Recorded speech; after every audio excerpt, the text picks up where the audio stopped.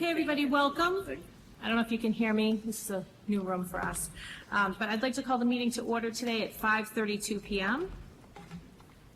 And it's so great to have everybody here tonight. I assume that most of you are here to participate for some of our recognitions. So we're going to have our recognitions. After that, we'll take a small break. You can feel free to leave. If you do have to leave before that, feel free. There's no, nobody keeping you here. So some of our business can be interesting, but not always so fun. So don't feel like you have to stay for the whole meeting. So at this time, if we could all rise for the Pledge of Allegiance. Pledge allegiance to the flag of the United States of America and to the republic for which it stands, one nation, under God, indivisible, with liberty.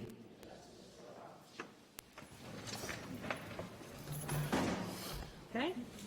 Our regular announcement, the regular school committee meeting will be televised and recorded. It may be viewed live on Comcast Channel 22 and on Verizon Channel 34 or on youtube.com/TewksburyTV.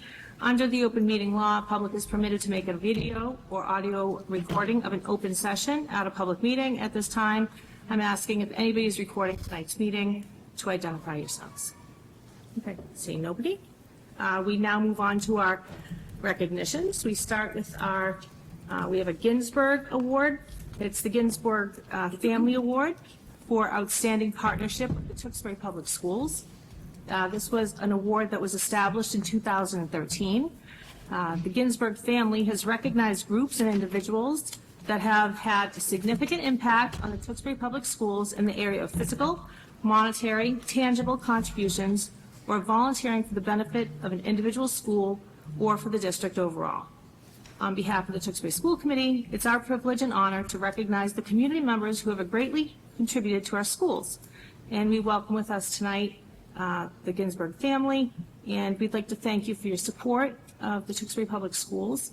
I welcome you, Mrs. Terry O'Regan, if you'd like to give us some insight as to what the impact this award has had on the schools.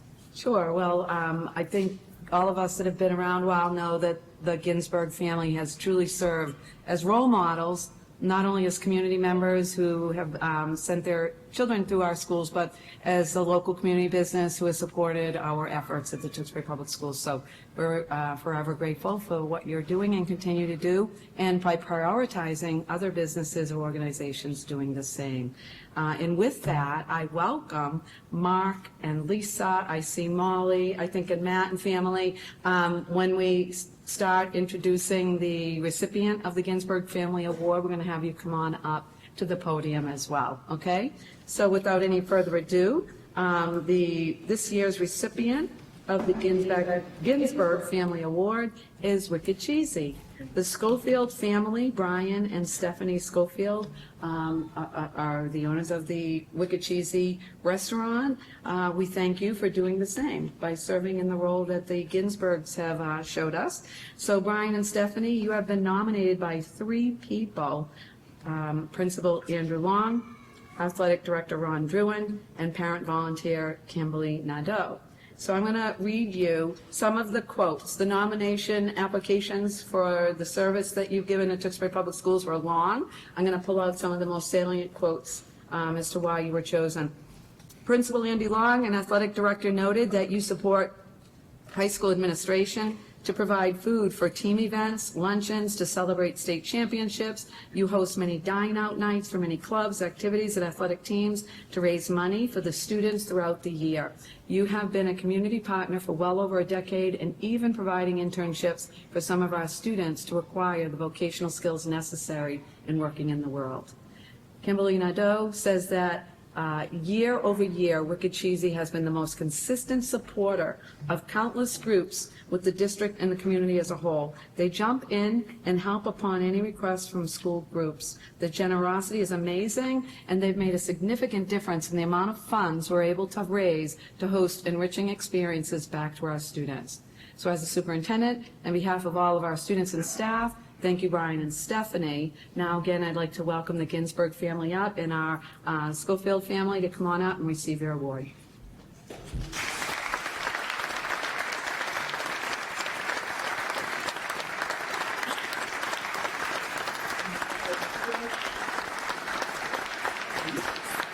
We get to stand from Water Street Bravo. And we welcome Ginsburg family, if you'd like to say anything in regards. We have a whereas, a proclamation to read to you as well. Oh, if we could have Mr. Long, Mr. Druin, Ms. Nadeau, come on up and stand with the recipients as well.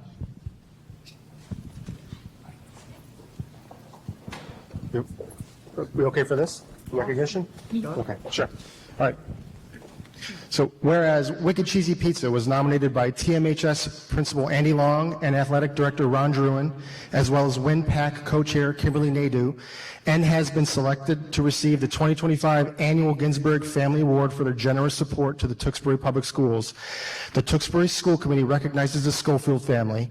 For decades, the Schofield family has supported the TPS schools, the athletic booster groups, and parent advisory committees, and the community as a whole.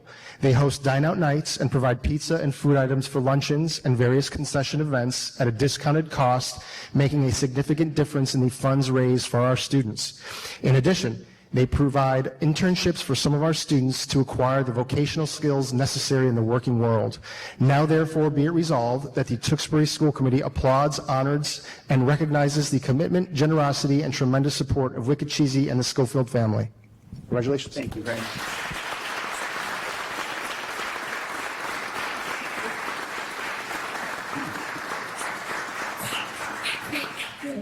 Okay, and if the Ginsburgs would like to,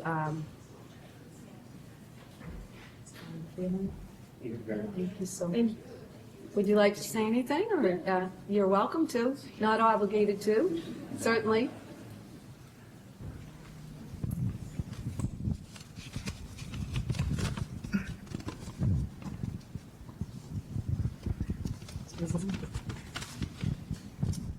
Thank you, everyone. This is a tremendous honor.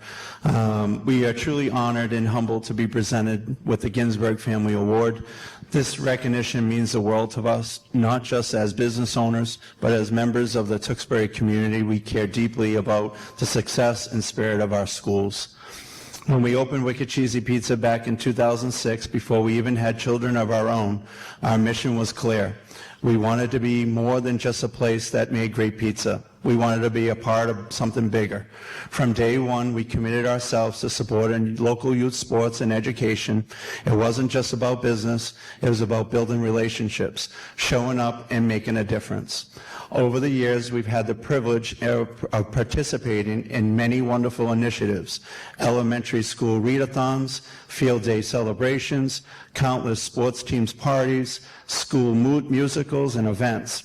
Every pizza we've made for a fundraiser, every sponsorship, every slice shared at an after-school event had been part of a greater goal: being a dependable neighbor and a proud supporter of Tewksbury's students, teachers, and families. We are thankful for this community. It has given us so much: friendships, purpose, and a chance to raise our own children in a town that values togetherness and care. We are proud parents of 3 children in the Tewksbury school system: Brady, a junior at Tewksbury High, Jackson, an 8th grader at the Wynn, and Sydney, a 6th grader at the Ryan. One of our biggest and proudest involvements is with the LEAP program at the Tewksbury Memorial High School, where we've had the privilege of mentoring and participating for the past 15 years. It has given us so much friendships, purpose, and a chance to raise our own children in a town that values togetherness. We've always believed in the power of giving back, and we're reminded of the words of Mark Ginsburg, whose legacy this award honors. Quote, "If you enjoy success and can't give back to the community, then shame on you." That quote has always resonated with us and has continued to guide us the way we show up for our community. Thank you to the Tewksbury School Committee, the Ginsburg family, and everyone involved in this recognition. We share this award with our amazing Wicked Cheesy team, our customers, and every educator, coach, and volunteer who works to make Tewksbury a better place. You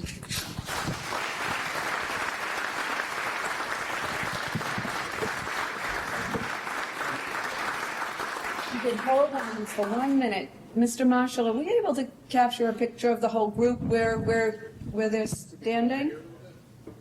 You can shoot me on down. So, Mr. Schofield, as you get to the end of that line, I'm going to ask your whole group to shift down because we'd like to get a snapshot of the whole group for our website, if that's okay with everybody.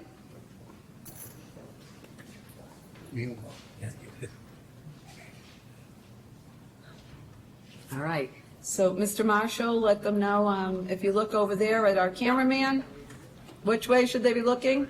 Okay.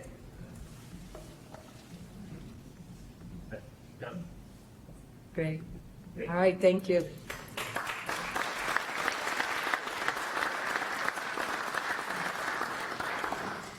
I'd like to say thank you to the people that nominated the Schofield family, because I have to just say that that was a tremendous nomination, tremendous, spectacular nomination.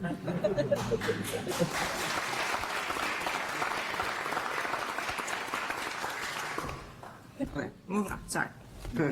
Caught up, caught in the moment. Okay, next we have the Palomino Award. This is the Outstanding Educator Award. It's a great day. This is a great day to recognize some good people here. So I'd like to welcome Chrissy Palomino. Chrissy, you're certainly one of Tewksbury's most engaged and active community members. You have been for more than 30 years. Your contributions to our schools in just one capacity as a more than 12-year member and 9-year chair of the Tewksbury Public School Committee remains relevant today and likely will continue to have an impact for years to come. This award was established in 2019 to recognize an educator who has a significant impact on the Tewksbury Public Schools in an area of involvement, volunteering, and giving a generous amount of time and energy to the quality of the educational system as an advocate for students in the Tewksbury Public Schools.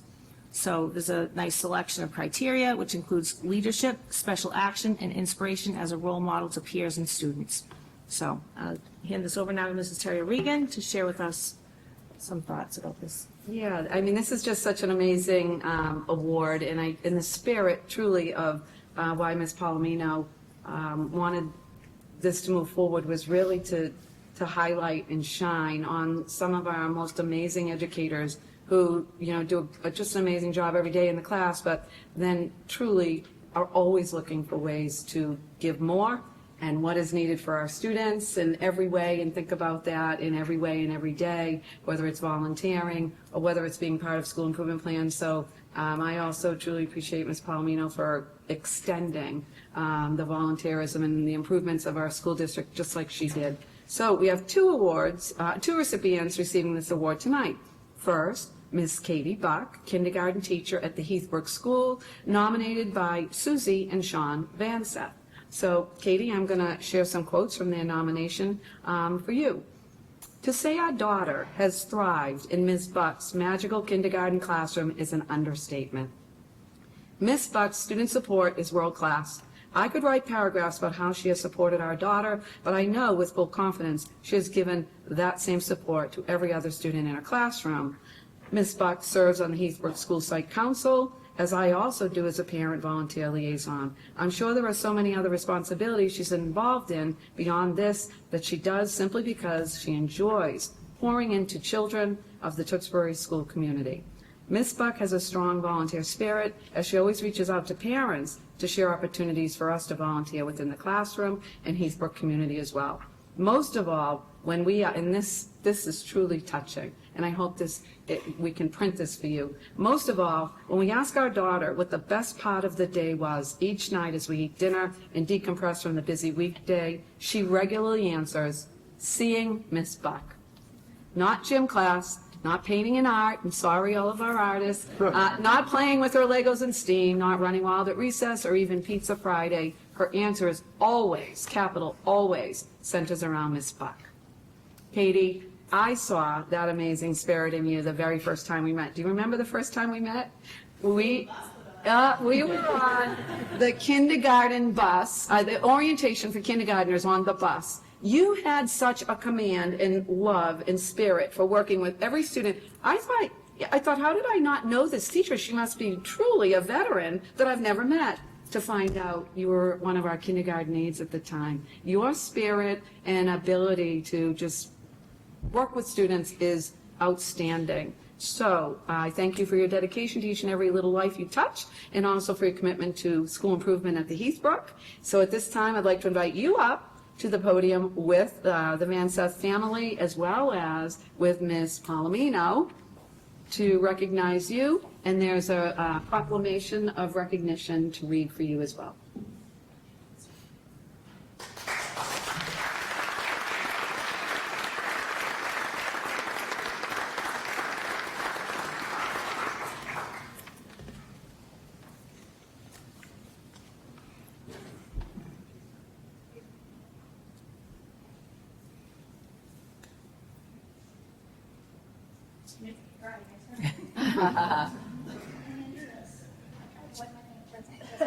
This is Kathleen, so I'm also pretty helpful, thank you.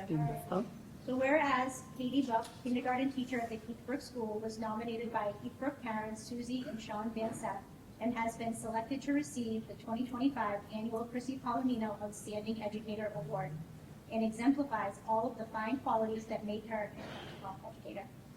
The Tewksbury School Committee recognizes Katie Buck. The Van Seths shared that Miss Buck is highly admired and is involved in the Heathbrook community and serves on the school council. She has a strong volunteer spirit, reaching out to parents to share opportunities to volunteer within the classroom and the Heathbrook community as well. The mark of an effective volunteer is someone whose passion for what they do is so profound, it's contagious. You can't help but want to join them. That is how Miss Buck makes you feel. Ms. Buck has created a passion for learning and a love for school and children. She works to develop creative ways to improve her classroom environment to meet the needs of all students. Katie is an advocate for families, and her student support is world class. She instills her talents and, most of all, her heart into all her teaching. Katie Buck has brought great pride, recognition, enthusiasm, and honor to herself, to her family, to the Tewksbury Public Schools, and to the town of Tewksbury. Now therefore we have resolved that the Tewksbury School Committee applauds, honors, and recognizes the commitment and dedication.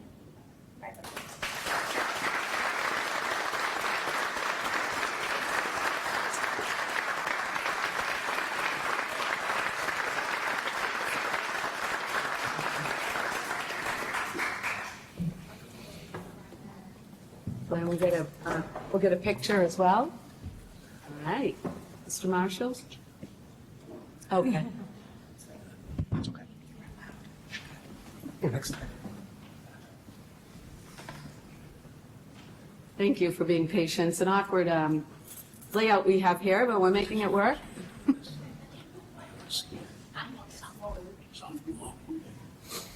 All right, Ms. Palomino, don't go too far. We ready? Okay. Please. As I said, we have two recipients of the Chrissy Palomino Outstanding Educator Award. Our next recipient is Mr. Steve Boudreau, physical education teacher at the John Ryan School, and also our high school varsity basketball coach. Mr. Boudreau, where is he? Where is Mr. Boudreau? There you are. You are nominated twice, both by Mr. Richard Russo, former school committee member, and Ms. Heather Tewksbury. I'm going to read for you some of the quotes that highlighted your application or nomination. This is from Mr. Richard Russo. At high school basketball games, Steve consistently takes the time to engage with students from the Ryan School, making them feel valued and encouraged. He sets high expectations for both his physical education students and his high school athletes, fostering a culture of encouragement, discipline, teamwork, and personal growth. His commitment to his students is evident in every interaction, making him a truly outstanding role model.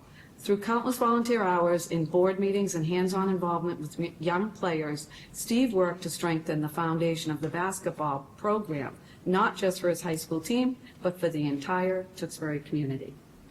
From Ms. Tewksbury, she said, Steve Boudreau single-handedly is the reason my son successfully transitioned into the Ryan School. Steve made time to connect with my son, even though we did not have him in class. Steve understands and values how important relationship building is for student success with the younger and older students. He has consistently demonstrated his efforts and dedication to the students and families in Tewksbury, both at the Ryan and as the basketball coach. This town received a gift the day Steve Boudreau was hired. the amount of energy and time that he dedicates to enhance the well-being of his students is remarkable. Steve, not many people know this. I remember witnessing you. When people say you're an outstanding teacher, that spans far and above physical education. It really is about engaging students. And I remember as we were in virtual learning, the kiddos were not in school, and I walked into your very quiet classroom because you were alone with the computer screen with 60 students, 60, 6-0, fifth, sixth graders, I think at the time, all on screen at the same time, fully engaged in Steve Boudreau's science lessons, not physical education.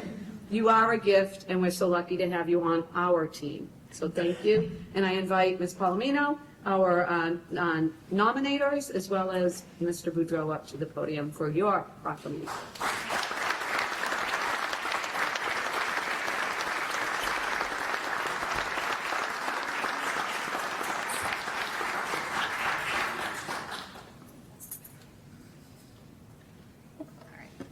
Apparently this wasn't on before. I'm sorry. New here, apparently. Whereas Steve Boudreau, physical education teacher for the 5th and 6th grade students at the Ryan Elementary School and the high school boys varsity basketball coach. He was nominated by Rich Russo and Heather Tuxbury and has been selected to receive the 2025 annual Chrissy Palomino Outstanding Educator Award and exemplifies all of the fine qualities that make him an exceptional educator. The Tewksbury School Committee recognizes Steve Boudreau. Steve is a dedicated and passionate educator who goes above and beyond to support his students. At high school basketball games, Steve takes the time to engage with students from the Ryan School, whether it's offering high fives, taking photos, or simply making them feel valued and encouraged. He sets high expectations for fostering a culture of discipline, teamwork, and personal growth.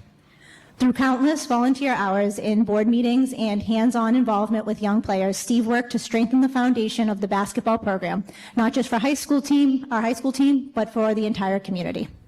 Steve is an extraordinary role model who has exceeded all expectations as an effective teacher, coach, and mentor. Like the great Mr. Romano, Steve has had an impressive lifelong impact on so many students in such a short period of time. His commitment to his students is evident in every interaction, making him a truly outstanding role model. He provides guidance and mentoring to any student or player beyond the school day. Steve has established a basketball clinic and community building opportunities outside of the school day to any student. Steve's volunteer work is a testament to his passion for both education and athletics, ensuring that all students receive the guidance, mentorship, and opportunities they need to succeed. Steve Boudreau has brought great pride, recognition, enthusiasm, and honor to himself, to his family, to the Tewksbury Public Schools, and to the town of Tewksbury. Now, therefore, be it resolved that the Tewksbury School Committee applauds, honors, and recognizes the commitment and dedication of Steve Boudreau. Congratulations.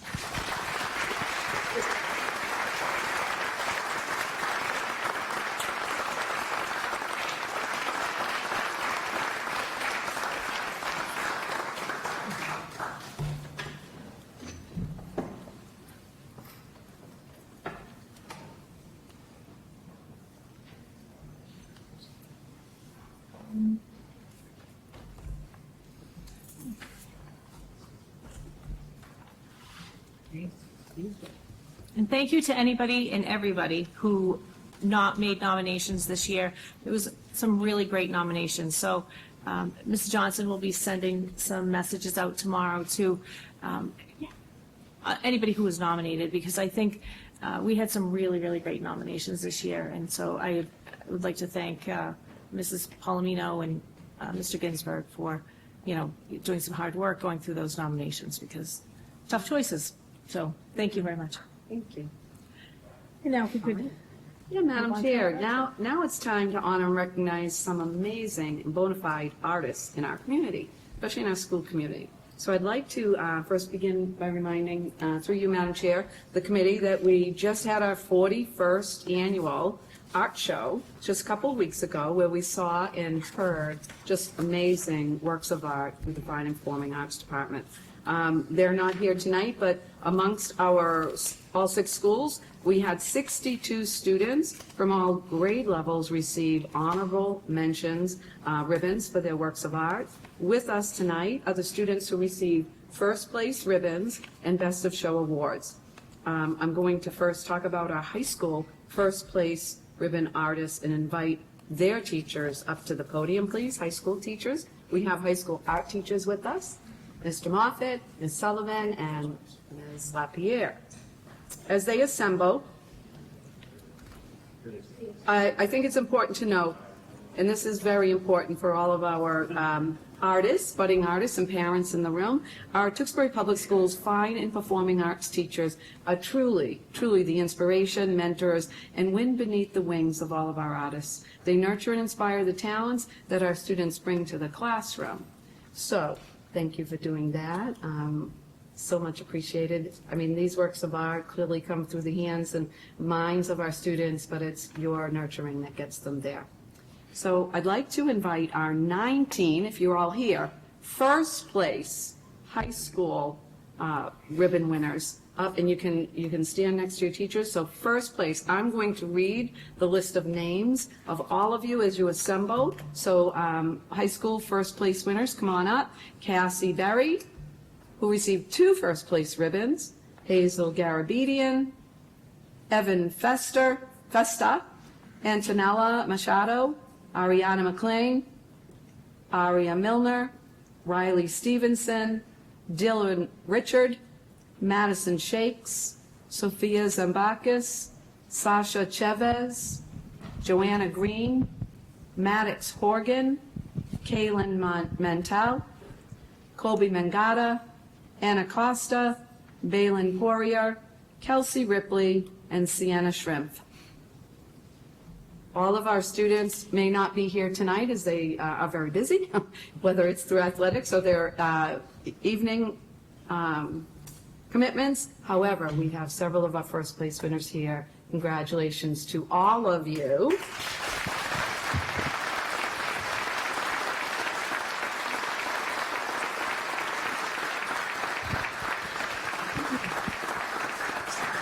And before we read the proclamation for you, I'd like to invite your art teachers, if you have anything you'd like to say about these amazing artists. First, you are welcome to do so. Hi, Nicole Lapierre. I am privileged to serve as the lead teacher for the Fine and Performing Arts Department at the high school, and I'm just so proud of all of you. I just want to thank these young artists for sharing their time, talent, and beautiful artwork with us on behalf of all of your art teachers. And I was thinking, one of the most rewarding things about being an art teacher is every year at the district art show, being able to see that physical, tangible culmination of our year in just rows of artwork from K to high school. It's amazing. It's moving and overwhelming, and hopefully some of you got to witness that or will in the future. But these fine students, they are top notch, and they just stole the show. So thank you for your efforts. Thank you for being here and sharing your year with us. I would love to also highlight, maybe Ms. Sullivan, I don't know if you want to speak about it. You don't have to. I'm more than happy to talk on behalf of the fine work you're doing. And I want to note Mr. Moffat's T-shirt. We are definitely, Tewksbury is definitely an arts town. And what I'm seeing just grow out of the inspiration you've given to the high school students is that connection. And Ms. Barbady is sitting here. She'll be coming up in a minute. And most people don't know the art teachers this year. Many people may not know unless you had a 4th grader. It was 2, 3, and 4. 2, 3, and 4. Students who, out of their imagination, created a little monster, and then they worked with high school students to actually bring that monster to life through ceramics and or through pillows and stuffies. So that was an amazing connection. So more to come on connecting the arts from our younger students with our older students, because they really look up to you, and you will inspire them to continue to be more artistic and grow with their talents as well. So thank you to our students who did that. And thank you to our teachers. We have a proclamation for you. Oh, we have one more student that needs to join us. Oh, come on Come up. on, Joanna.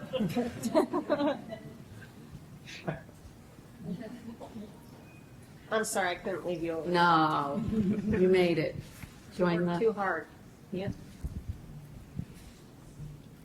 Okay. Great, of course. All right. Whereas the 41st Annual Tewksbury District Art Show held on May 9th and May 10th recognized 19 students as first place winners. These results reflect the high standards upheld by the TMHS Art, Fine Art, and Performing Arts instructors Nicole LaPierre, Ashley Sullivan, David Muffett, and Emma Sweetapple. The first place winning pieces underscore the artist's exceptional talent, vision, and dedication. They reflect pride not only for the student, but also for their teachers. The Tewksbury School Committee recognizes and formally announces the first place winners of the 2025 41st Annual District Art Show. Grade 9, Antonella Machado, Ana Luisa Oliveira Costa, Dylan Richard. Grade 10, Aria Milner. Grade 11, Cassie Berry, Joanna Green, Ariana McLean, Riley Stevenson. In grade 12, Sasha Chavez, Hazel Garabedian, Evan Festa, Maddox Horgan, Kaylin Mantell, Colby Mangata, Beelan Poirier, Kelsey Ripley, Madison Shakes, Sienna Schrimpf, and Sophia Zambakis. The first place winners have proven their talent and dedication through these pieces. Their success is a profound moment for both the artists themselves, for Tewksbury Memorial High School, for their parents, guardians, and for the town of Tewksbury. Now, therefore, be it resolved that the Tewksbury School Committee applauds, honors, and recognizes the commitment and elite performances of the 41st Art Show first place winners.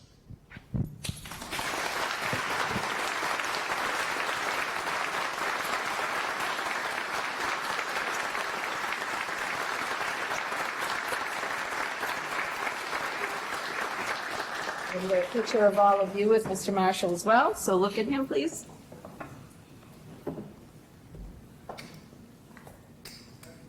All right.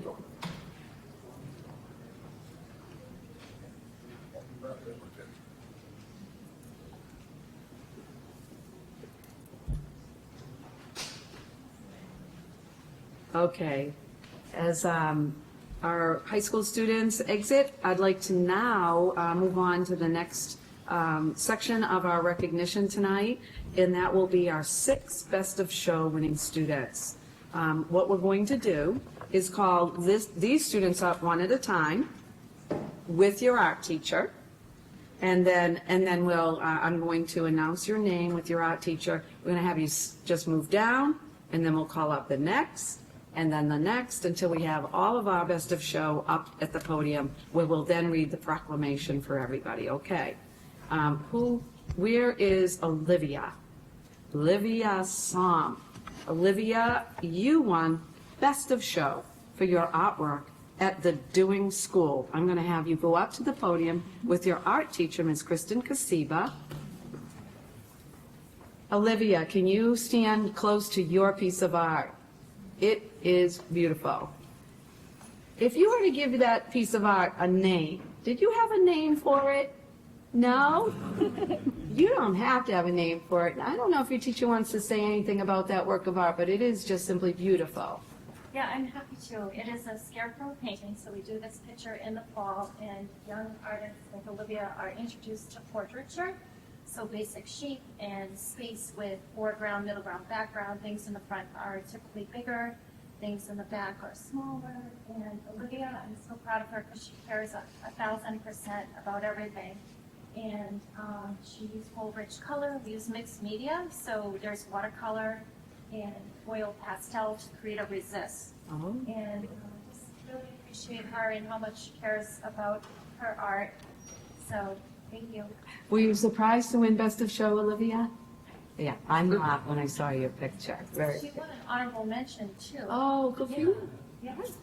Well, stay right there, because we're going to invite up from the Heathbrook School Best of Show, Tamara Weiss. Did I say that right? Is it Tamara or Tamara? Tamara. Okay. Tamara, and your teacher is also Miss Kasiba. Wonderful. That's convenient. Ms. Kasiba, Tamara, do you have a name for your painting? You do not. Okay. I am a lucky teacher to have both of these girls. So this picture here of Tamara is inspired balloon drawn by the contemporary artist Jeff Koons, who makes these really large sculptures. And I worked with our STEAM teacher who does the engineering piece with the Thanksgiving Day parade with the balloons. And also Tamari's full rich color, which I'm so excited about, and her level of detail is incredible with her background cityscape. This is also a mixed media piece with paper, some marker, and crayon. Lovely. Yeah.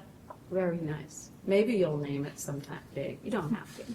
Very nice. All right, next we're going to invite up Jonah Bailey, a grade 4 student who won Best of Show here at the Center School. Jonah? There you go. With his art teacher is Jen Barbaty. Jonah, what can you tell us about your piece of artwork there? Why don't you move over just a little bit so we can all see it? Do you remember what artist you were studying when you made that piece of artwork? Picasso. No. So we did a mashup of a historical artist, Picasso, and Kimi Cantrell's contemporary. Okay. Celebrating both of them, kind of coming together with their own ideas. It was really just a celebration of however the student wanted to approach it, but the criteria was asymmetry. And lots of color and cutting, lots of pieces and layers, and using that kind of borrowing approach. Yeah. So, and I'm so proud of you. I am so happy for you. I mean, Jonah's been killing it in our class. Oh, Jonah, very nice work. I don't know, you may want to name, is it a self-portrait? No, okay. I like that you're using recycled materials too, that's really nice. Yeah. Oh, yes. Great work, great work. All right, you stay right there. Next, we'll be inviting up from the Ryan School, grade 6, Mia Chu. Mia, are you here? Mia won Best of Show, and Mia, I don't think, oh, Miss Barbaty is here. I'm sorry, I didn't see you. Come on up, come on. This is Lane. It's Lane, it's Lane. Threw me off guard, my apologies. And you're going to talk a little bit about maybe your work of art and maybe what inspired you.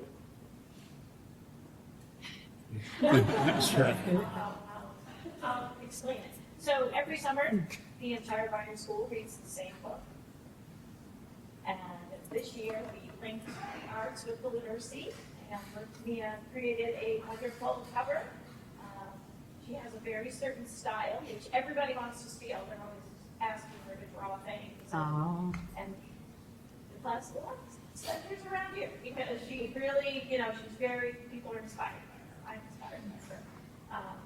Everything you do is very detailed, and it was a really simple project that she blew out of the water.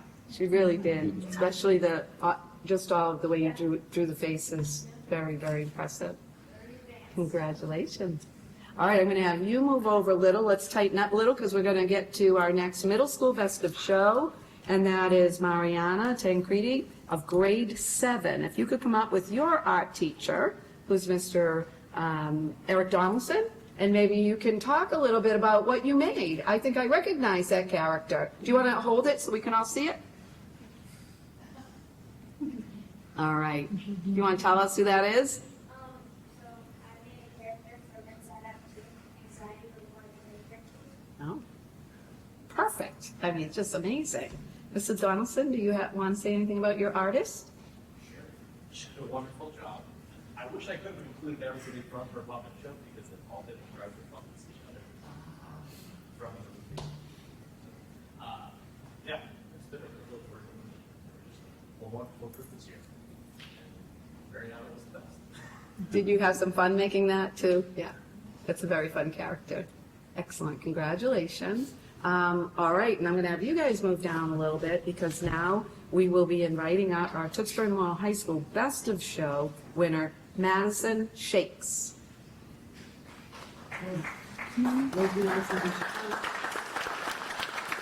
Oh, actually, let's move the other way, because Madison's piece of art is right here. Yes. Yes.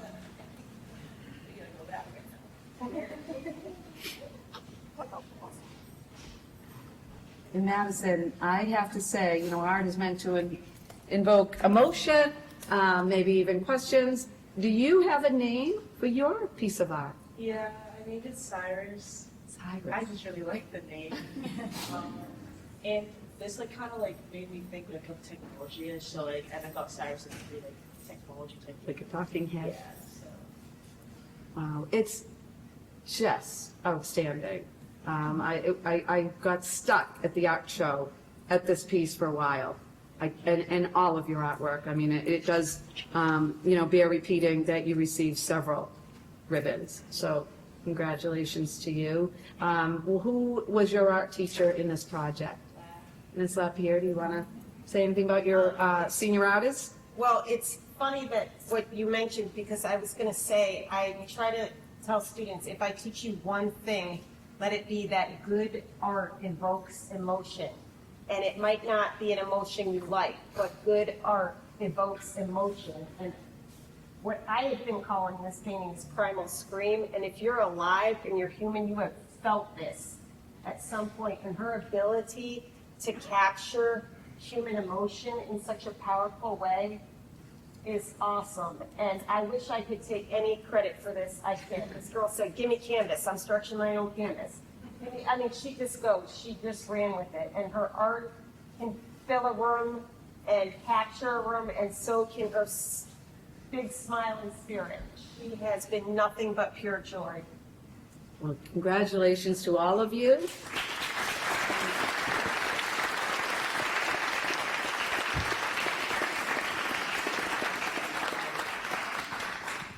All right.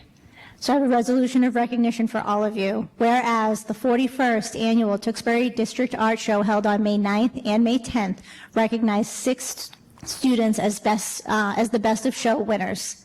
These results reflect the high standards upheld by the art, fine art, and performing arts instructors Jen Barbady, Kristen Kasiba, Eric Donaldson, Melissa Lane, Nicole LaPierre, Ashley Sullivan, David Moffett, and Emma Sweetapple. The best of show winning pieces underscore the artist's exceptional talent, vision, and dedication. They reflect pride not only for the student, but also for their teachers. The Tewksbury School Committee recognizes and formally announces the best of show winners of the 2025 41st Annual District Art Show: Olivia Somm, Tamara White, Jonah Bailey, Mia Chu, Mariana Tancredi, and Madison Shakes. The best of show winners have proven their talent and dedication through these pieces. Their success is a proud moment for both the artists themselves, for their parents, guardians, for the Tewksbury Public Schools, and for the town of Tewksbury.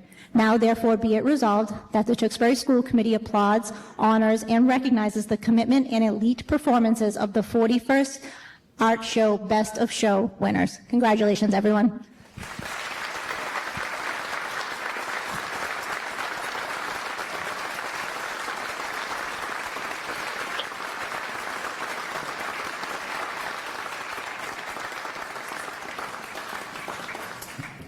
Students, just hang on for 1 minute because we're going to get a picture, but let me just say this.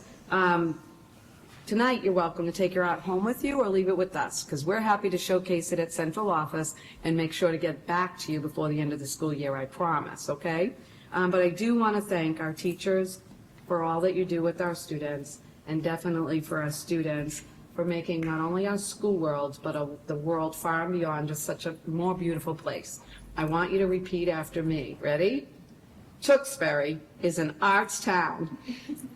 Say it. Tewksbury is an artist town. We're going to keep saying it because we want you to keep coming back with more and more wonderful art, and thank you for doing that tonight. Madam Chair?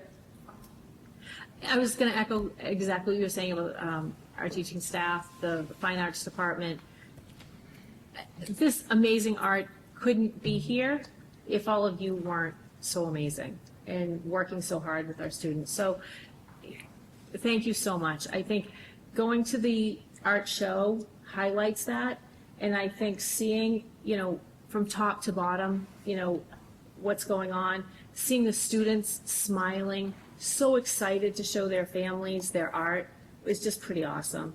And I think seeing how inspired, so many students are, whether they're going off to college or they're going wherever they're going in life, and taking all that they've learned from you. So thank you so much. They're learning.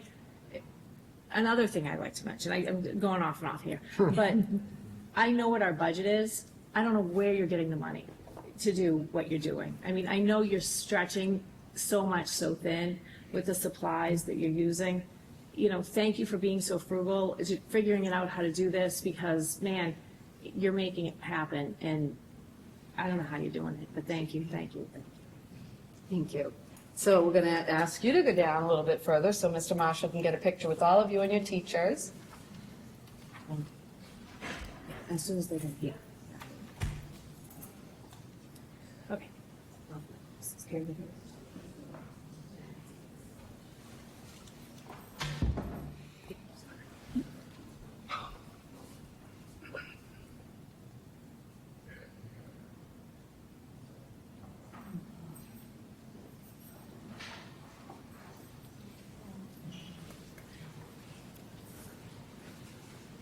Entertain a motion for a short break. Take a quick break. Wait, okay, wait. Second? Okay. Second. Yeah, I'm just gonna wait. Oh, okay. We have a motion for a short break. A second. Okay, and a second. All in favor, please say aye. Aye. We'll take a short break. If anybody wants to leave, feel free, and then we'll come back just a few minutes.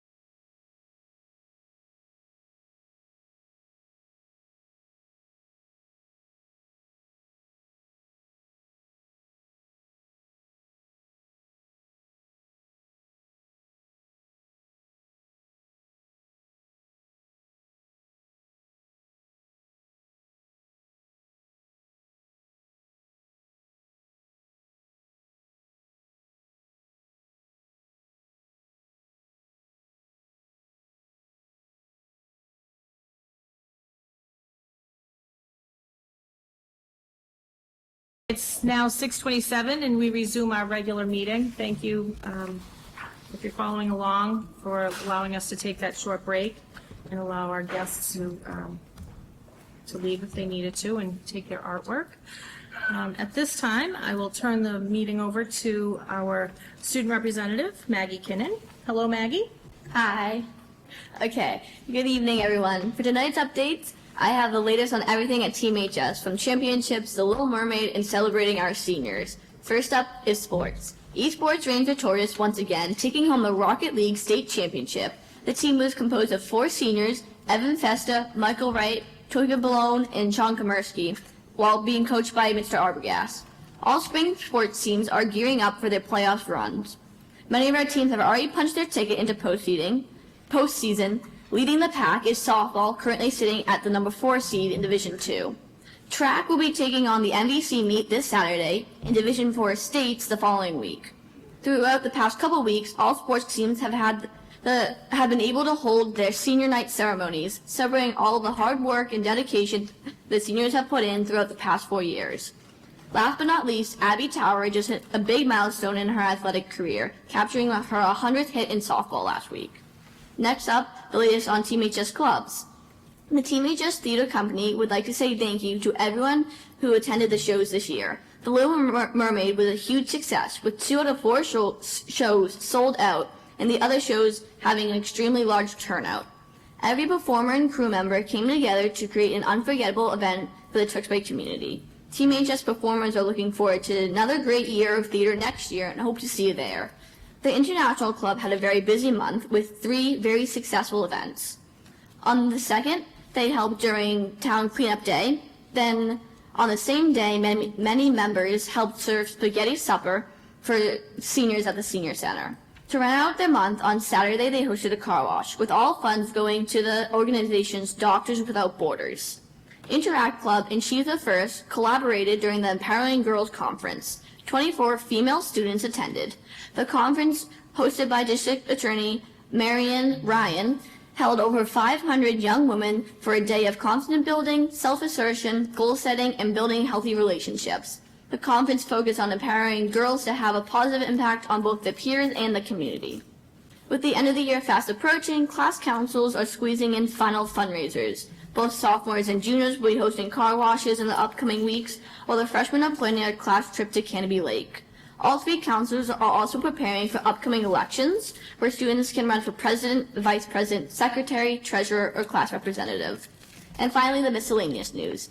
Testing season is almost over for Team HS students. To mark the last day for Math MCAS for sophomores, while AP Lang will be having a makeup test tomorrow. And in the coming week, freshmen will be taking their Bio MCAS. For our seniors, they have finally made it to their home stretch.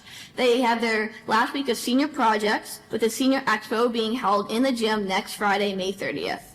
The Expo is only the start to many celebrations for our seniors. Throughout the week of June 2nd, seniors will take part in various activities, including prom and a cruise. Many students will also have the opportunity to be recognized academically on both May 22nd for Scholarship Night and May 29th at the Biliteracy Celebration, highlighting our seniors who earned the Biliteracy Award and the Seal of Biliteracy, all leading up to their graduation on June 6th. That's all for tonight. Thank you. Oh, thank you, Maggie. Any questions or comments from anyone? This is very comprehensive. Thank you. Yeah. Congratulations to Abby Tower on 100 hits. It's pretty impressive. So thank you. And our next meeting is June 10th, so we'll see you then. All right. See you then. Okay. Let's see, I'm on my next page, right? Next is our presentation. Thank you, Madam Chair. You are going to see a lot of information tonight as an update, really, on special education cost trends and the sustainability of special education services in the Commonwealth of Massachusetts. I'm going to walk through some of these slides pretty quickly. Just to let you know, on March 21st, our Merrimack Valley Superintendents Association had a legislative breakfast with the legislators that represent the Merrimack Valley. You can see there are 40 superintendents representing many more public school communities and special education collaboratives in the slideshow, Tewksbury Public Schools being one of them. MASS is the Massachusetts Association of School Superintendents. They have a legislative committee, and their number one priority is an act relative to the long-term fiscal health and sustainability of special education in the Commonwealth. There are two bills, each one in the Senate, one in the House, that are acts relative to this mass priority number one. Within the bills, there are several sections. Tonight's show, I guess you will, of the information really drills a little bit further down into section 7, examining the cost trends to local and regional school districts of providing special education services, the capacity of said districts to fund such services within the resources required or made available, and the effects of said services on the programmatic and fiscal planning and educational accomplishments of said districts. All means all our students. So this presentation is about the costs associated with servicing our students and sustaining a healthy Tewksbury Public School budget. All of our students have varying needs. Most are serviced in district in least restrictive environments. Some will need more restrictive services in district, and some will need out-of-district services. Under the law, schools are obligated to pay for the services needed for special education students, and quite simply, without additional relief or funding, reductions are needed in our other areas of our budget. So districts are struggling financially. We're under financial pressure to meet all of our students' academic and social emotional needs. The federal ESSER and other grants have been either fully expended or decreased. Local revenue generally is in that 2.5% to 3.5% voted on annually. And then while overall state funding has increased, Chapter 70 is certainly just not keeping pace with the increased needs of students or inflation. Okay. What you see here is we're looking for obviously short-term and long-term sustainable models to properly fund our entire school district and all of our student needs. I'm not going to get too much into this Student Opportunity Act, and as it relates to Chapter 70, certainly not working for majority of districts. If you look at the next slide, you'll see the majority of the Merrimack Valley is receiving just the minimal per pupil proposed increase at $75 pupil. Clearly, it is, while we appreciate any increase, not keeping up with the increased needs of general ed nor special education. And you can see some of our either gateway or urban districts in the Merrimack Valley receiving quite more. So what happened at this legislative breakfast for two superintendents and two assistant superintendents, including myself as superintendent of Tewksbury Public Schools, gave an informational presentation. Thank you, Madam Chair. You were there, as well as our town manager, John Curran. And what we did was we took these multiple aspects, while through the lens of different districts, you know, our stories are all the same.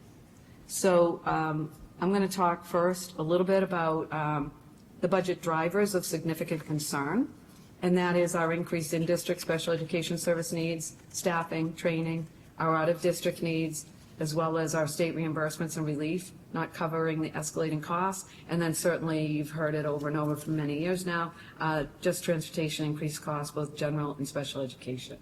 And then the additional services that our students need to require on those vans and buses. So let's just look at an overall federal picture of the increased needs for students. And basically, this is a graph that was published by IDEA showing just the trend in increased students that are eligible for special education services in the last few years. We are seeing just in the since 2021, 10% eligibility increase nationwide. Additionally, we're seeing a over 10% increase in 3-year-olds being referred for IEPs in eligible special education programs. We are also seeing, as a result of the pandemic, potential over-identification since 2021 as published by IDEA.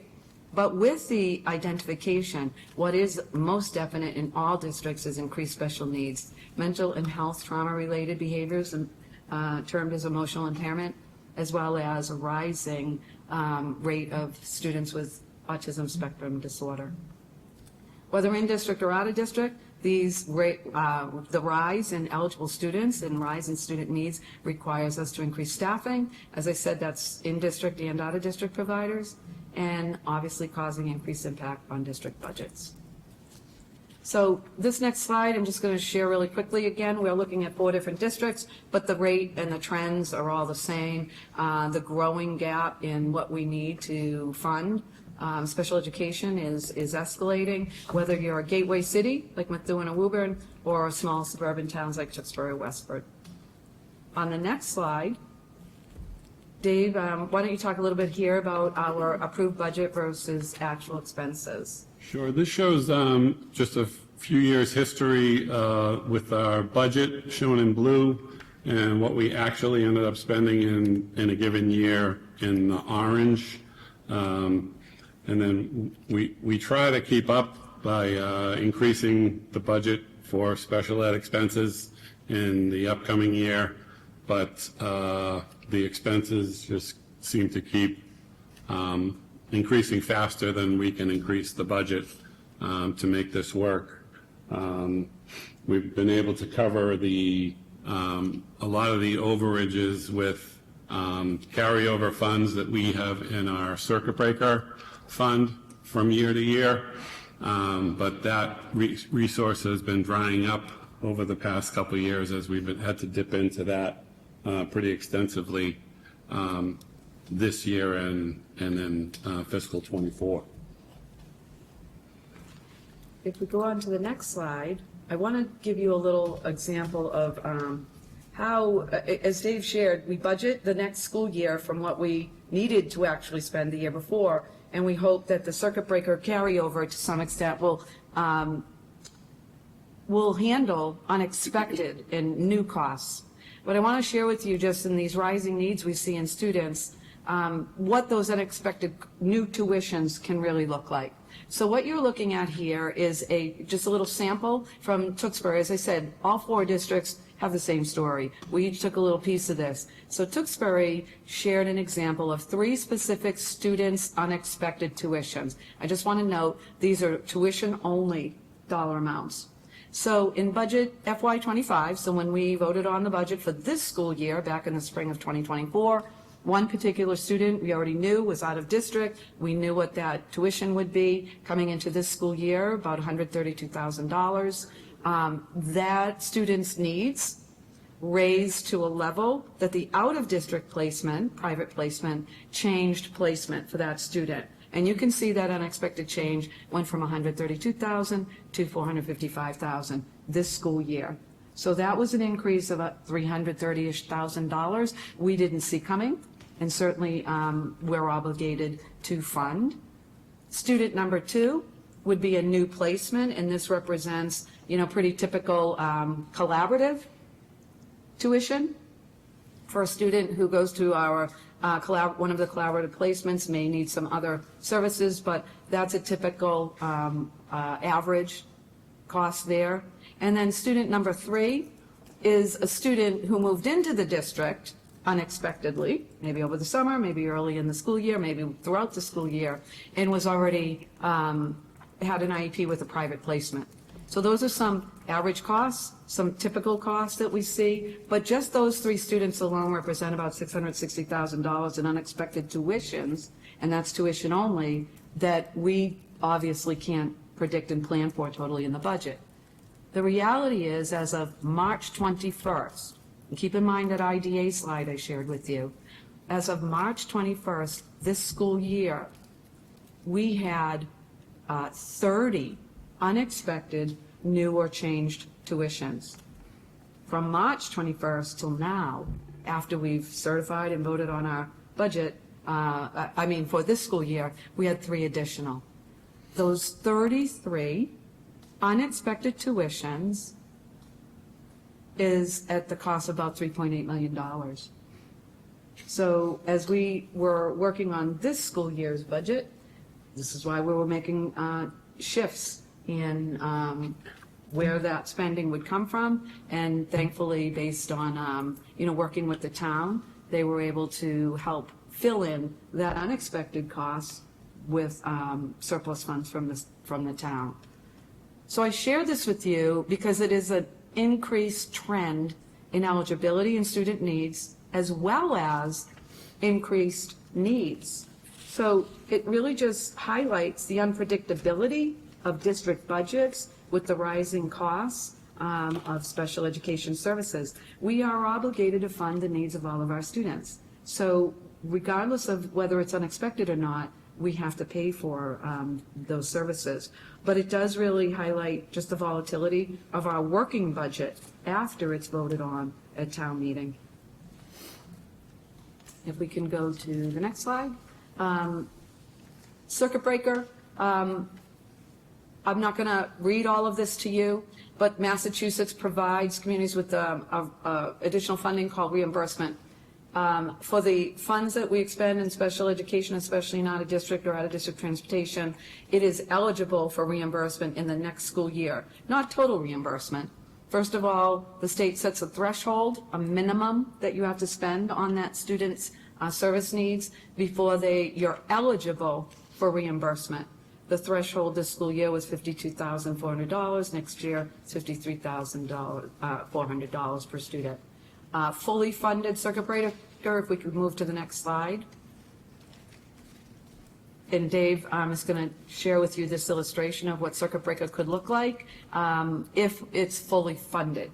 And he's going to talk about why, if it's fully funded, what that means. Yeah, so the threshold for FY26, as Superintendent Regan mentioned, is $53,431. So in this example, to make the math easy, we made the total expenses for the student $153,431, the total instructional and tuition expenses for the student. So the amount over the threshold is a nice round $100,000. The reimbursement rate is 75% of those expenses if the circuit breaker is fully funded. So the amount we would be reimbursed for this student in the following year would be $75,000. So to summarize, the district would pay $78,000 or 51% for this student. The state would pay $75,000 in year 2, but we would still receive that funding of a little under 49% of the total expenses for the student's instructional expenses. We didn't include transportation in this example.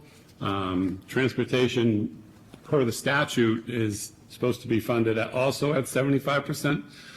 This year, it was reduced to 44% of eligible transportation expenses. That's sort of the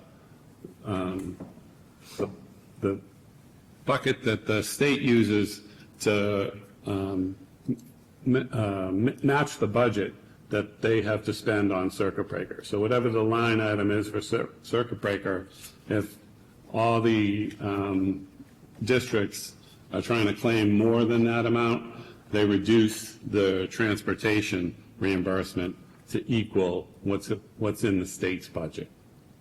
So the bucket doesn't get bigger, but the percentage gets smaller.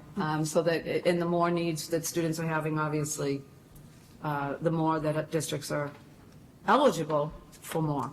So if we look at, again, now Methuen took on the piece about circuit breaker. Dave, do you want to illustrate just these examples? We tried to circle some key areas for your ease of viewing. Yeah, so this is a few of Methuen's examples of some typical students that we see that fall into the circuit breaker reimbursement. In a district collaborative, like the tuition would be $89,000. Their transportation for one student, a little under $13,000. That's very low for what we see in Tewksbury. They use a lot of larger buses and some different vehicles, so they see a little bit of a lower per pupil cost in transportation. But the total cost for this student, just under $102,000. So what's eligible for reimbursement is here.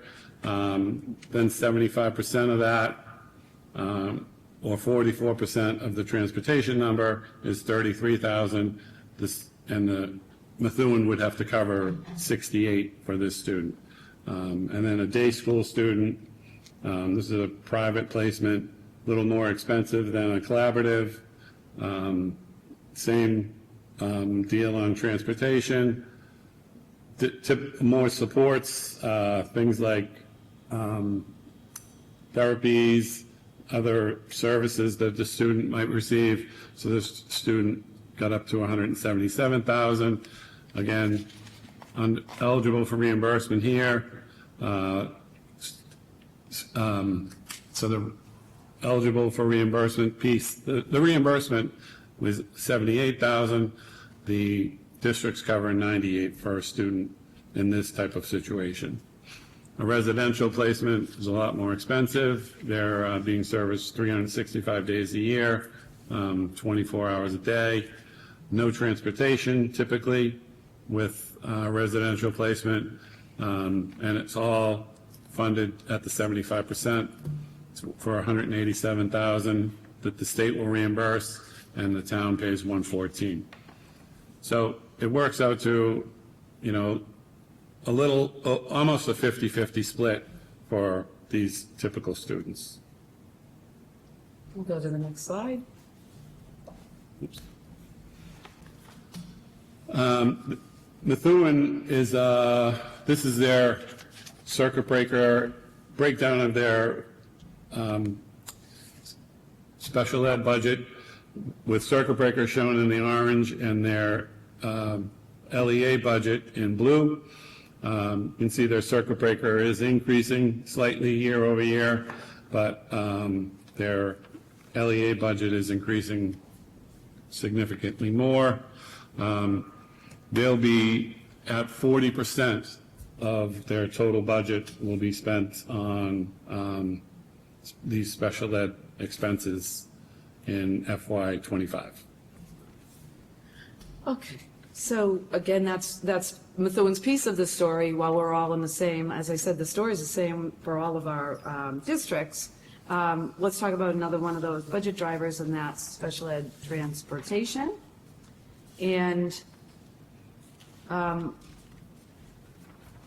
Dave, did you want to do this one? Or you want me to go through this one? I can go through it very fast. So Wilburn wanted to illustrate that we're all trying to mitigate the escalating costs of transportation, whether it's big buses or little buses, by multi-year contracts and hopefully locking in rates that are advantageous. We do the same. We're in a regional contract with Chelmsford and Billerica, but the increases are just driving our expenses exorbitantly high. So what Methuen's showing really quick here is from school year 25 to school year 30, there will be a 50% increase over the life of their transportation contract, 20% increase just next year.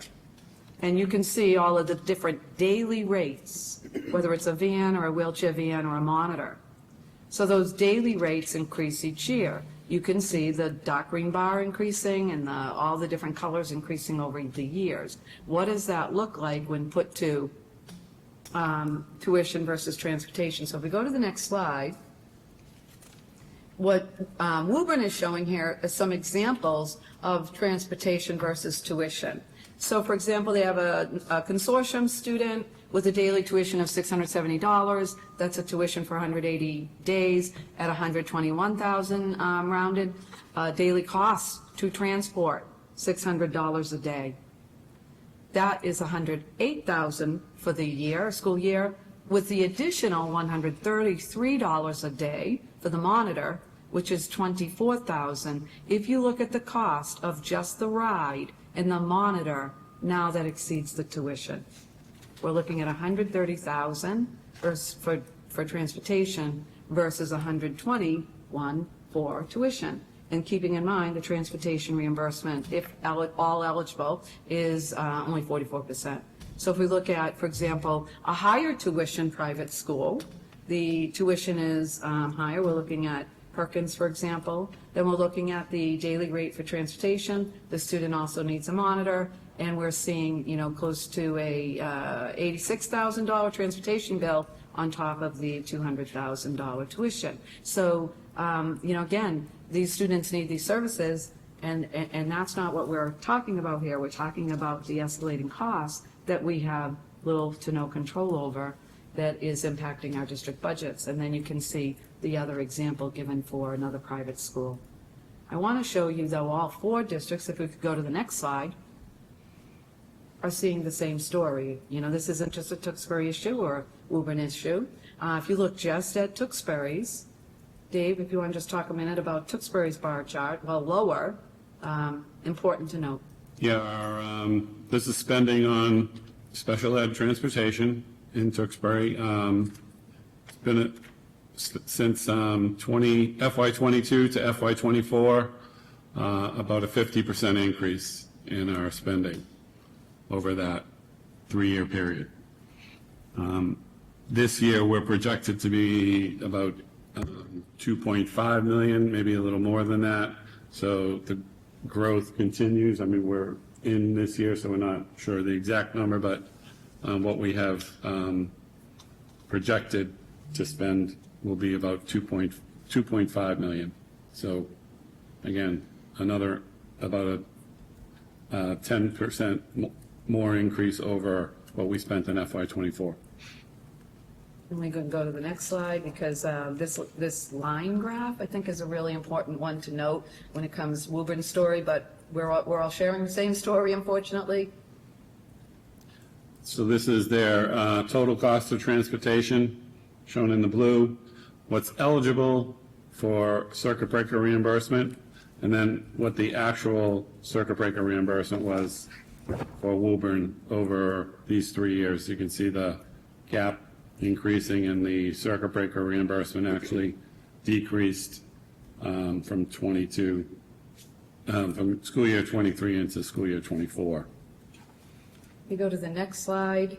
Again, it's just a breakdown of all our story. Same unfortunate trend, though, where our costs and reimbursable amounts, costs going up and reimbursable amounts not keeping pace. So this slide I just want to talk about a little because people say, geez, aren't there controls on the rate increases? There is a division called OSD that is the governing body that sets tuition prices for the approved private special education programs. And if you look at the bar graph, it shows that over 14% increase in school year FY24. That was near impossible to come back from. This is why when Dave talked about the circuit breaker carryover getting expended across the board in districts, this is one of the reasons why. So OSD sets the rate. However, I did want you to note in the third bullet that private schools can also come back and do a program reconstruction.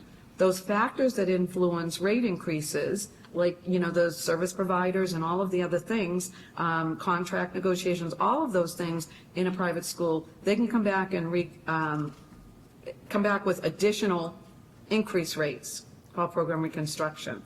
What I want to note is in FY24, we're looking at over 14%, FY25 close to 5%. I'm sorry, in FY26, right now the rate is set at 3.67. This is the minimum rate increase, or not including program reconstruction, and to have, over a 20% rate increase over the short amount of time is really where, as we said, it's unsustainable. I do want to note there are no controls that set the increase for transportation. So, what can we do about this? We'll start with Ms. Candace Thoward, our Director of Special Education, is going to talk about just really the last few years. What have we been doing and what are our plans moving forward? Candace? Thank you, Mrs. Terry O'Regan. I do appreciate the opportunity to be here and present this evening to the school committee and to the community regarding our efforts in special education. As you can see from this slide, there are many reasons why we are in need of change in education at this juncture. Particularly, I want to draw your attention to bullets 4 and 5. So bullet 4 is reflective of the letter we received from the state regarding our LEA determination for 23-24. The state determined that TPS was a needs intervention in the area of inclusion. The determination provided the district with further evidence that we are in need of change and reorganization in our district specific to special education. As a result of the determination, we've been working all year with DESE, more specifically with SPED strategies, to conduct a root cause analysis through our data review and walk our special ed leadership team through developing an action plan to address the DESE determination. Additionally, we did form small groups in each building to help further analyze the root cause and analyze our data. We met from November to April this school year to collaborate on next steps and discuss how we can further improve our efforts at the building level for our students. As a result of the work we've been doing in strengthening tiered supports for all students in the full inclusion model, we're happy to report that just last week, we did learn that our LEA determination, we're no longer needing intervention, and we are meeting requirements for the 24-25 school year. Although this is great news for our district, we still have a lot of work to do. So if you look at bullet 5, that's reflective of this private special ed audit that we had presented to the school committee in March. It did outline the 11 areas for our district to look at, making improvements district-wide in both general and special education. As a new leader in the district, it is important to express to you that we are unified in our message that all kids are our kids, and we need to fight on their behalf to maintain and allow our students to learn and grow in their home community here at Tewksbury Public Schools. As we further explore the current needs of our students, the development of a continuum of supports and services with clear entrance and exit criteria will be necessary, as well as a strong commitment to the pre-referral process to support kids where they are and provide the necessary tiered supports they require to make effective progress in the curriculum and the life of the school. Next slide. So as we look at the work that we have done and continue to focus on in improving our Tier 1 and 2 supports, that includes a more robust and consistent pre-referral process, as well as improvements to our DCAP, our district curriculum accommodation plan. Additionally, we are focused on looking at our current systems in place to access our tiered support model. We are committed to building the capacity of our teacher and faculty through targeted professional development and using data to inform our decision-making when reviewing our current curriculum in place for all students and their student progress. As you know, we are also focused on prioritizing early childhood education, as you were here for that presentation as well from our wonderful early childhood faculty. And although this may feel new to some, we are also looking at the development of our district-wide pathways to support a variety of diverse learners, which provides an opportunity to also look at our staffing model and how we can most effectively and efficiently utilize our staff to support all students. Again, this might feel new to some. The work ultimately is reviewing our current supports and ensuring they are streamlined from pre-K to 12 to ensure we're able to provide that continuum of support and services across the district. Lastly, one of the most important bullets in my for me is ensuring that we are updating our families and the greater community about our services and supports and what we have to offer at each of our schools. Can I stop right there too, Madam Chair? I think it's important to note, Ms. Biagioni Smith, thank you, you were on the call too. We actually, as you know, our goal here is to be transparent about the reality of the rate increases and all of that, but we also want to be sensitive to our families, right? Because we have families with students of, multiple needs, and we are meeting those needs or trying to. What we also did was ask our CPAC leadership team to jump on a call with us, to walk through this with us, because what in this presentation is something they haven't heard, and where do we need to punctuate that, as Ms. Starrett said, these are all our students. What we need to do is advocate, with everyone who will listen, for the funds needed to not only meet their needs out of district, but in district, so that, and improve our program, or at least make it consistent enough so that families know what we're offering and they're fully informed. So, that's been a big piece of the communication, is with the CPAC group, because, we want the families and stakeholders to be most impacted by any change we made in on the conversation. Thank you. So as we look at this next slide, it is important to remember why placement does matter for all of our students. When we think about a student's placement in the least restrictive environment, why does that matter? Least restrictive environment can provide greater access to the general curriculum, leading to improved student outcomes, increased social skills and relationships, as well as preparing all students for future success.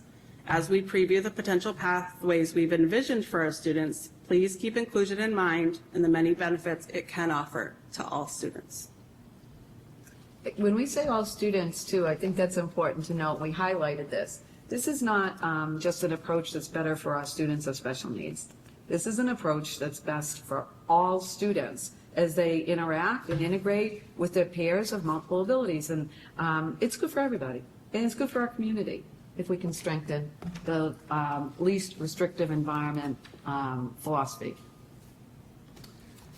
So as you look at this, the pathways here that we're discussing to move forward with, it does show that path of the least restrictive environment. So we have outlined these 5 paths that we're looking at as a group, and for our students in special ed, the paths do follow a full inclusion, partial inclusion, and substantially separate model. What you'll be able to see embedded into each pathway is the type of specialized programming the students might require in order to be successful and make effective progress. While our staff has consistently demonstrated dedication in delivering these services, we believe a strategic restructuring will enhance our efficiency and overall effectiveness. Would it be here, Ms. Starrett, or this slide? Maybe for the committee's benefit, Madam Chair, if you will. You've heard acronyms in the past, what a subseparate DLC is. That would be PATHE. It's the DLC program. We're just rephrasing it as a path. Do you want to talk about that a little bit, Ms. Yeah, so one of the reasons we've been talking about using pathways versus programs, we really want our students' programming to be very fluid. So as kiddos make progress and see success, we want them to be able to move through the pathways to always reach towards that least restrictive environment for them based on their own progress. So we do think it's important to kind of think about the terminology we're using when talking about students and placement, and that it is fluid and should move as they make progress. But one of the important key factors of this slide here today is to show the continuum of services we do have to offer across the district, and that we're looking at continuing to enhance and improve those pathways for students and make sure that there is that pathway available in every building as kids move throughout, all the way up through past grade 12. So if you just look at the Ryan, I'm going to help you illustrate just an example at the Ryan grade 5-6. We know we have DLCs, right? Path E. We know we need those DLCs, a DLC pathway or program, we're calling it pathway now, at every other school as well, if that's still needed along the grade level continuum. But if you just look at the column of the Ryan, that doesn't mean a student is sequestered to only that pathway throughout an entire day or school year. Meaning, a student may be in full inclusion, but be able to transition into Path C for parts of the day, and then be back in full inclusion. It depends on the student need. And then in the continuum, as Ms. Starrett said, that we have that service available as the student progresses into another school or grade level. Does that make sense? Yeah. It's not that they stay on that bar the whole time. Yeah. Okay.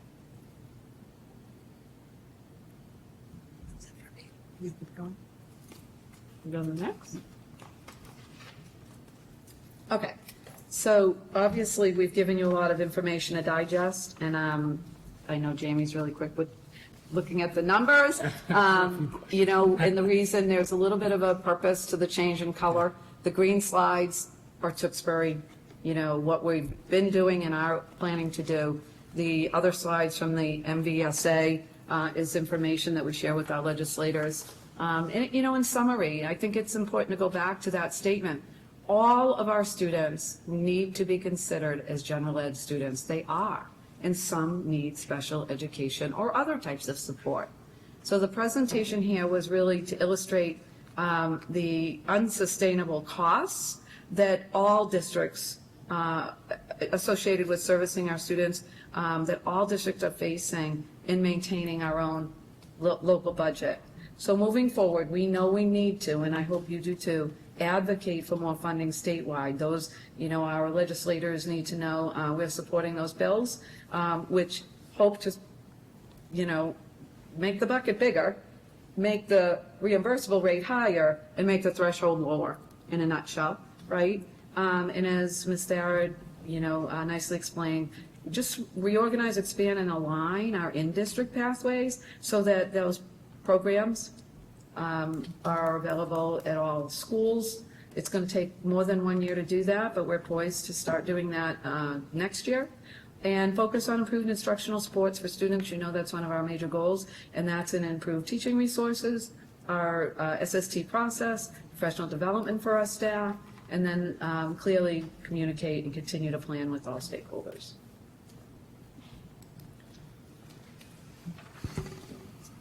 I'm sure you have some questions, maybe, or comments. Okay. Yeah. Go ahead. Yeah, perfect. Yeah, thank you, Mr. Regan and everybody. I just have a few on that. Is our delegation in support of this legislation, the first two, as far as you know, Mr. Feingold and Robertson and Graham? I think in theory, in fact, Barry was at the breakfast and he, really talked about what can we do to control those raising costs of transportation, for example. Yeah. And we're even trying to brainstorm with our own local CPAC and anybody, like what can we do locally, but what has to be done? So the key is though, again, what funding will states receive federally and then how will states break that up? Yeah. So I think the message was loud and clear, right? I would say, Madam Chair, you were there, that this is a necessary conversation, and I will applaud our town manager who stood up and said it's more than a conversation. We are facing a crisis in funding our school districts if we don't do something. And so I believe in theory, yes, how we get about, getting more funding is Right. key. I have another, we have, 85 out-of-district students? Is that We're over 90 now. over 90? And And that's I- up considerably, isn't it? Since I was last on, I think we were in the 60s, and now you're up to 90. Well, I think we started the year more in the 70s. There's some aging out that happens Yeah. during the year. There's also some moves. We have move-ins and sometimes they move out. Yeah. But again, if you go back to the increased needs of our students, and you think about just that, a student that was already out of district moved to a more restrictive setting. And that was huge, right? Right. Needed it, Have to do it. but we are seeing an increased rate, which is why these additional, like for example, at the Dewing, you've heard us talk about the TLC. That's Pathway C.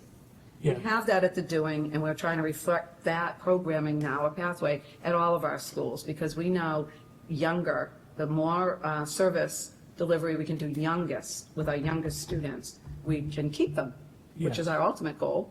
Not all, we won't always be able to service every student, but our out-of-district placements are on the rise again, and we And know. how many students on IEPs, percentage? That's the Roughly. percentage, but it's around. It's in the 20-ish It's percent. in the 20s? Over 700. Yeah, So that's probably 600 students, right? Or thereabouts? correct. Yes. And our total budget's what, 60 million rough? And how much for special ed? Well, 25? no, it depends. If you go on the state books, we're over 30. 30, yeah. Well, that's including all, right? Everything, yeah. So, If you count significant. all funding sources, grants, circuit breaker, all revolving accounts, it's up around, 30 million. Wow, okay, all right. I wondered if we talked to the selectman and the town manager about I know we have that 750,000 in an account, which is a drop in the bucket. it is. But about the formation of, they can form special stabilization funds for special education if they want to, if the selectmen will. Have we talked about that with them? Or Yeah, you're should reading we? my mind, really. So obviously, you're the first. So we did this with our legislators. We took this presentation that we share with the legislators to our CPAC. John Curran has the copy of this and knows our next step is to talk with our select board and our finance committee to really illustrate. This isn't a Tewksbury issue. This is, Yeah. it is a state and national issue. And how do we maintain a healthy school budget when those are costs that we can't control? Okay, glad to hear that. And I just want one final comment. I know some young parents who have little children, they brought them to special ed for evaluation. They were extremely impressed with your department and your staff. and they were extremely pleased with everything that they received. So I just wanted to mention that. I think it's important too, like, we're not always thinking about it. Think about the rising eligibility of 3-year-olds. Right. So that's, when we talk about full day PK, I mean, all, PK for all, how we mitigate, meeting their needs early and often is also a piece. So it's investment not only in the out-of-district piece, it's in the in-district piece that we know is important. I think that's something we need to address also, full-day pre-K. I think that would be a wonderful thing if we can do it. Yeah. All right, thank you, Madam Chair. Mr. Regan, thank you. Yeah. Good points, Mr. Pellis. Thank you. Yeah, I had one or two.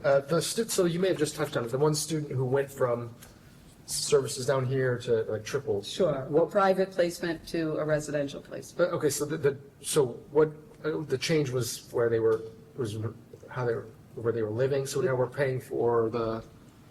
Yeah. Okay. Change was in the student needs.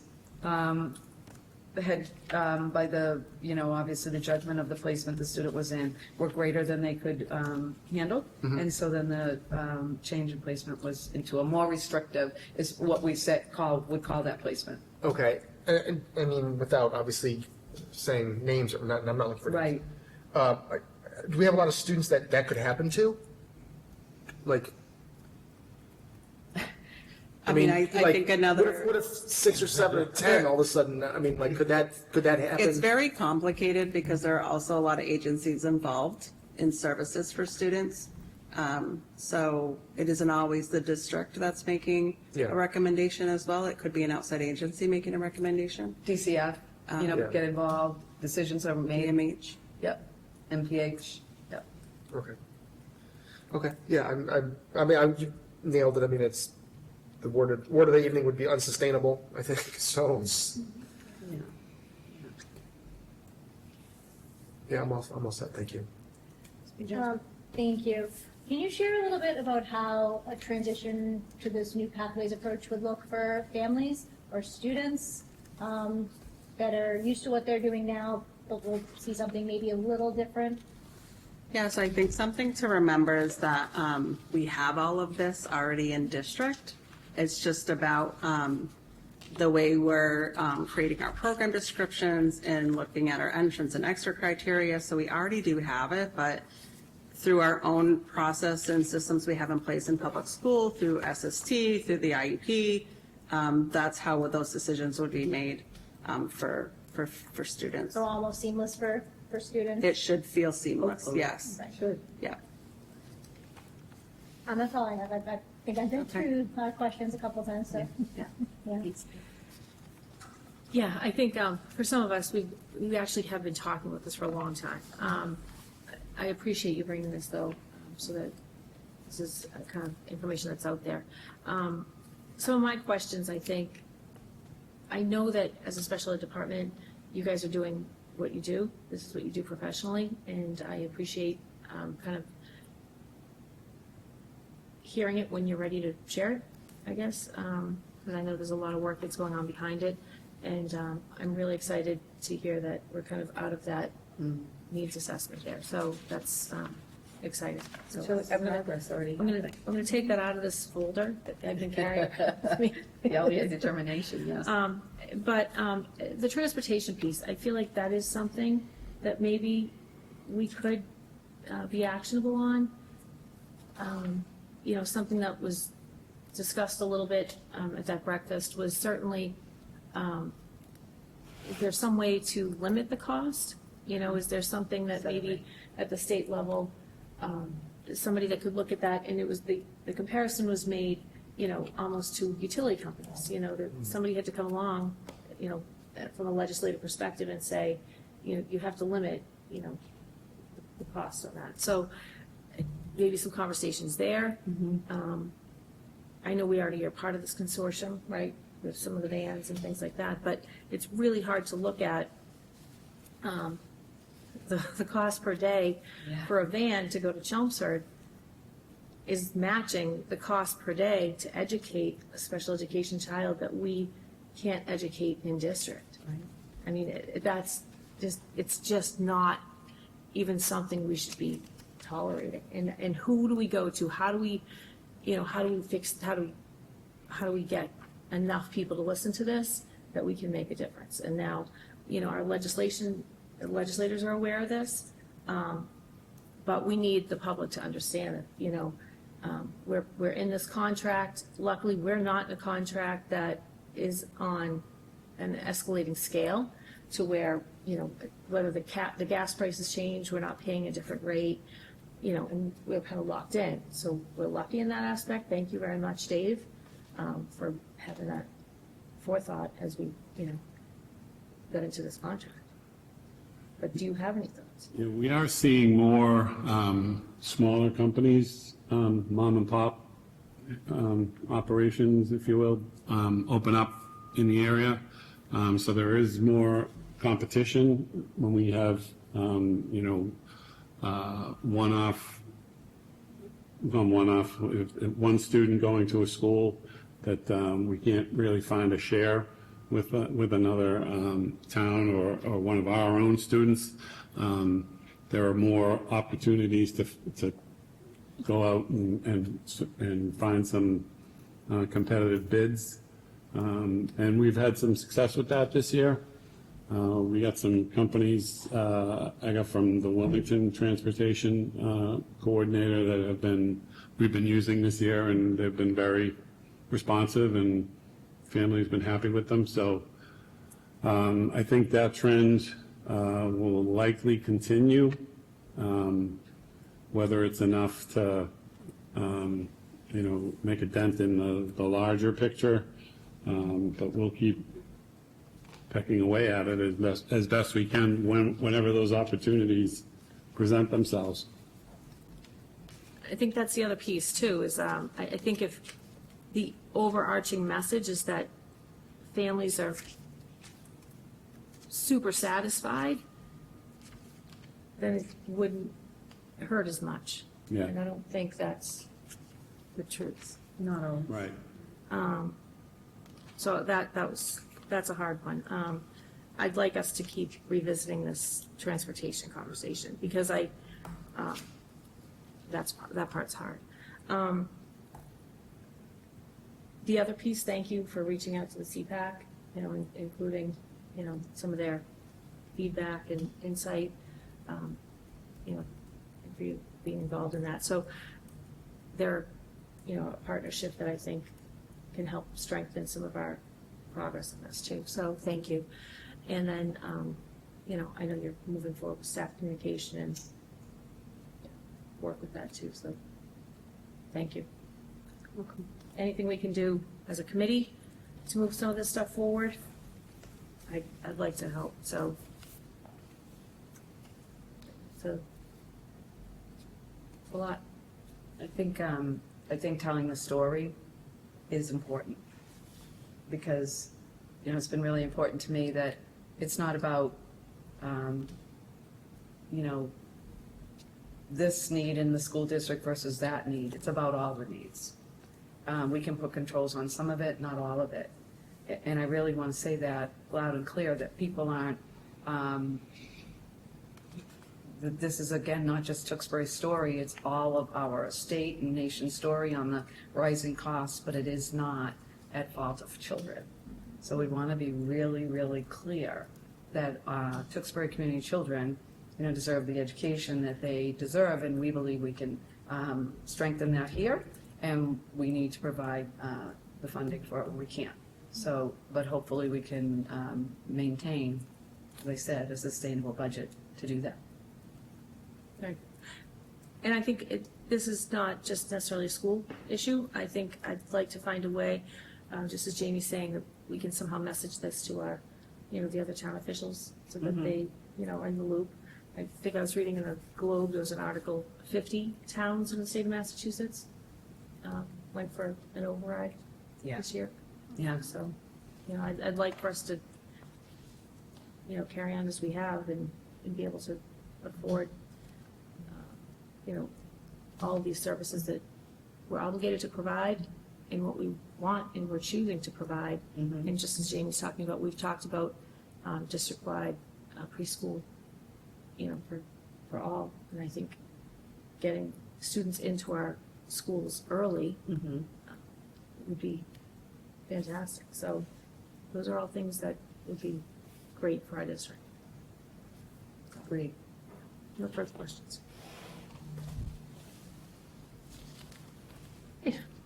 Thank you for your work on this. Next, we have our citizens forum, seeing nobody that wanted to stay. Or maybe they went home to watch. And then I moved down to our clerk for our approval of minutes. All right, I'll move the April 30, 2025 regular school committee business meeting minutes. Second that. Okay, we have a motion and a second to accept the April 30th, 2025 regular business meetings. All in favor, please say aye. Aye. No. I'll abstain. I think I wasn't here that day. Okay, so that is, passes 3-1 with Mrs. Anderson not present. Okay, and I'll move the May 8, 2025 special school committee meeting as well. I'll second it. Okay, we have a motion and a second. All in favor, please say aye. Aye. I'll abstain also. And Mr. Cutlass with an abstention, and Mrs. Anderson not present. And now our submission and payment of bills. All right, I'll move the payroll for the period ending May 8th, 2025, the amount of $1,645,241.42. Second. I have a motion by Mr. Cutlass and a second by Mr. Moncada to approve and certify the payroll period ending May 8th, 2025, in the total amount of $1,645,241.42. Roll call vote.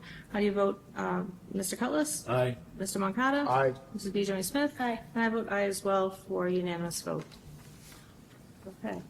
And Mrs. Therritt, I just want to say thank you for being with us tonight as well. Yeah. And for our superintendent and staff report, Mrs. Terry Regan. Sure, thank you, Madam Chair. I'll be brief.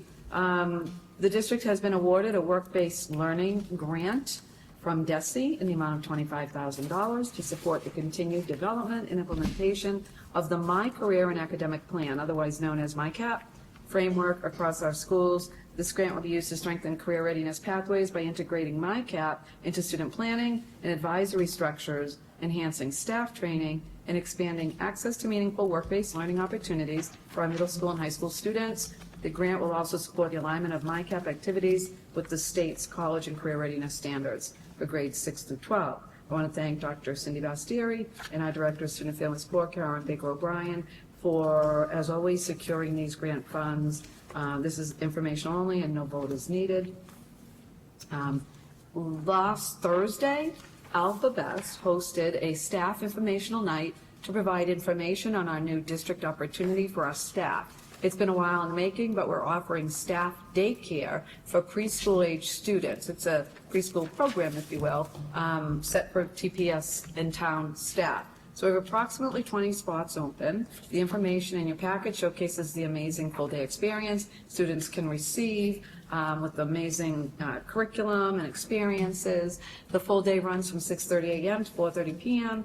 If we do not build a program with our TPS staff's children, we intend to open this up to staff members of the town departments, police, fire, DPW, etc. We hope that this is a convenient and very successful program for our workforce and look forward to getting it started. Tomorrow, the district is hosting the Tewksbury Public Schools Awards and Scholarship Ceremony for our graduating seniors and some of our juniors at the high school. I do not want to be a spoiler alert or spoil your surprise, but I can tell you that our donors are even more generous than ever, and we've hit a new high in the donation dollar amount. So I hope you, as members of the committee, through you, Madam Chair, can join us tomorrow night. And Monday, May 26th, is Memorial Day, a day off from school to honor and remember the men and women who died while serving in the U.S. military. The weekend also serves as the unofficial start of summer. As a reminder to parents, the committee, this Friday is an early release day for all students and school staff, and Monday, again, is a day off.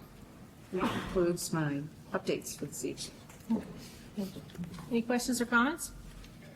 Look good. No. Thank you. I don't have anything. Thank you. Good evening, Madam Chair. In your packet, under correspondences and information, you will find the information for our summer programming. Our summer programming offers wonderful opportunities to extend learning beyond the traditional academic year, providing students with enrichment, support, and growth opportunities that complement our core educational programming.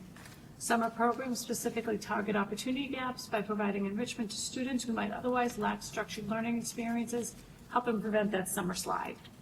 One note in your packet is that while Dr. Visteri remains hopeful, we anticipate that the 21st Century Learning and Penguin Pride programs at our pre-K1 buildings may not run due to the lack of state funding. So I just wanted to let you know we will continue to work on that with TBD.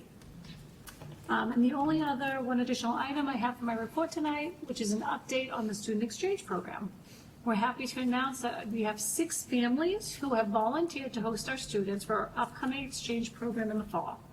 We need a total of 15 families to accommodate all of our students coming from Spain. We will have this request in our upcoming Friday newsletter, but hope everyone will spread the word of this need. Students will be here September 1st through the 11th. Families do not need to have a student in the exchange program to participate, so please spread that word, and God bless you. You're welcome. And that is all I have for tonight. Thank you. You're welcome. Any questions, comments? I'm good. No, thank you. Thank you so It's good to know. I didn't realize that you didn't have to have a student in the No, you program. do not. Do you have to be a high school student? You have to have a high school student. I do not believe so, and nor do you have to have any Spanish background, and no, and I you're. remember asking that Yes. question last time, because I have 0, but yeah. I do not think so. I think that at this point, we would take any family that would like to be part of the program. We can reach out to Dr. Mahoney at the high school. And also, your student does not need to be taking Spanish if you do have a high school student. Okay. So I can look into that for you, though. Cool. Thank you. And Ms. Thank- Libby. Thank you, Madam Chair. Just a couple topics. First, in the agenda packet, in the consent section, I believe, there's a memo with a schedule of bus evacuation drills that were performed at the schools. We do front and rear evacuation drills 2 times a year at all the schools, typically in the morning, at morning arrival.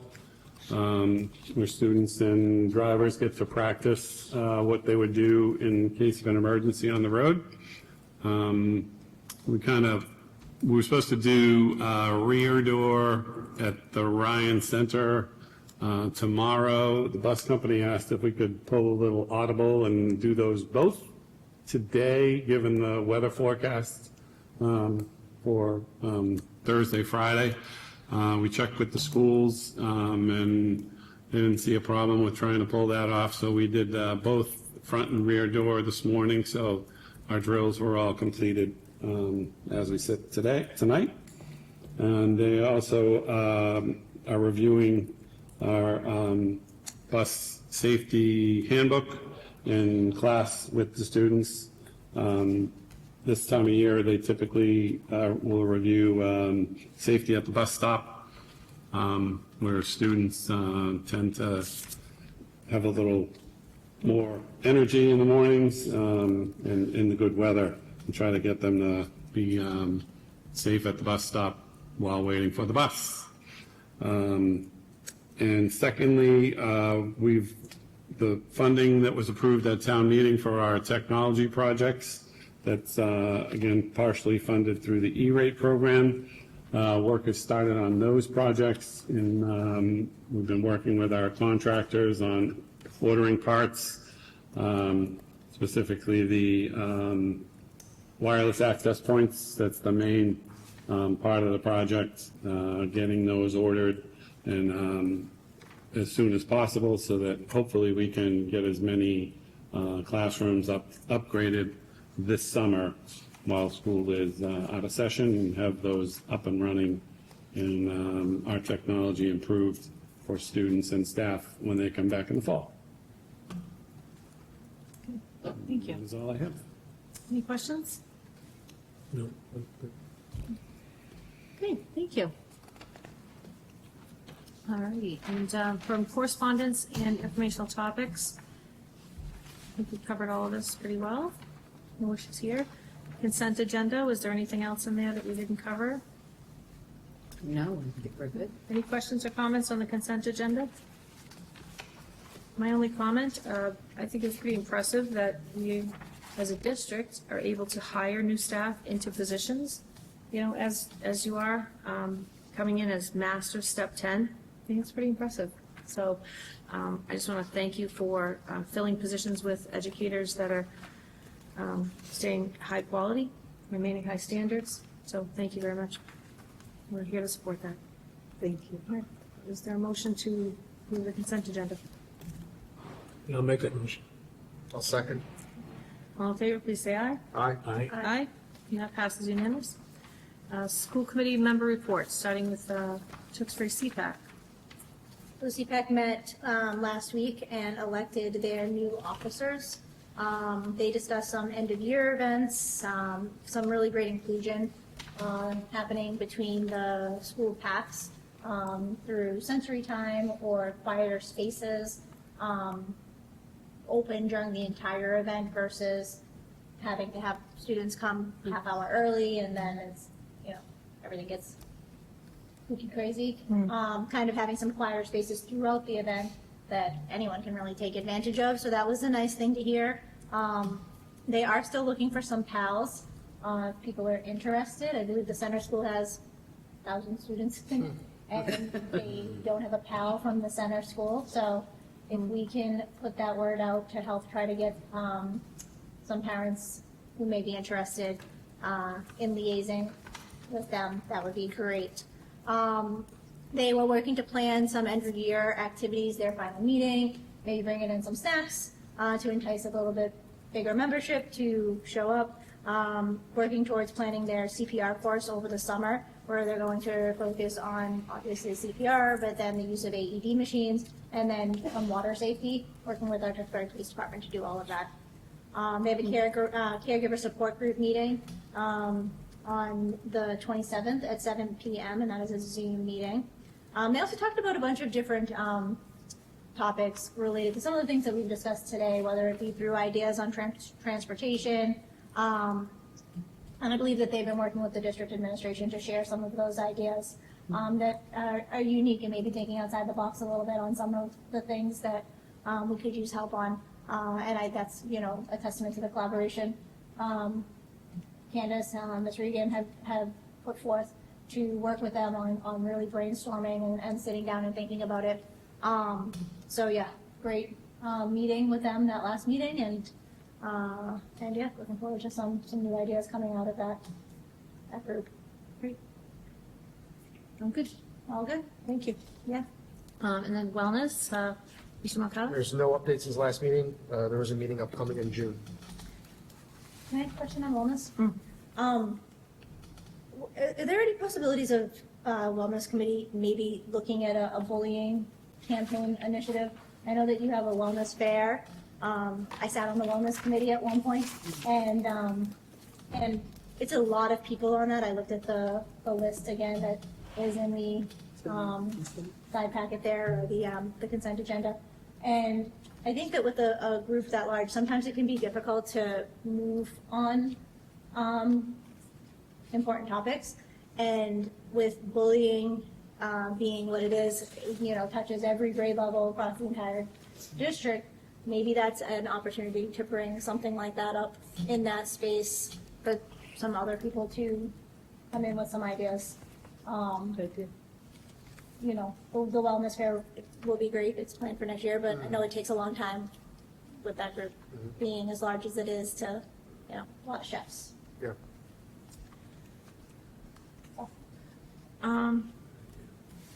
I think overall, if you mentioned just in general the wellness, I think it would be helpful if maybe the wellness committee could just bring back to Mrs. Terry O'Regan goals. I know that there's a plan for the wellness fair, which is spring of 26, which is a year from now. But it would be, I think, given the fact that, there's a plethora of topics of mental health or, whatever.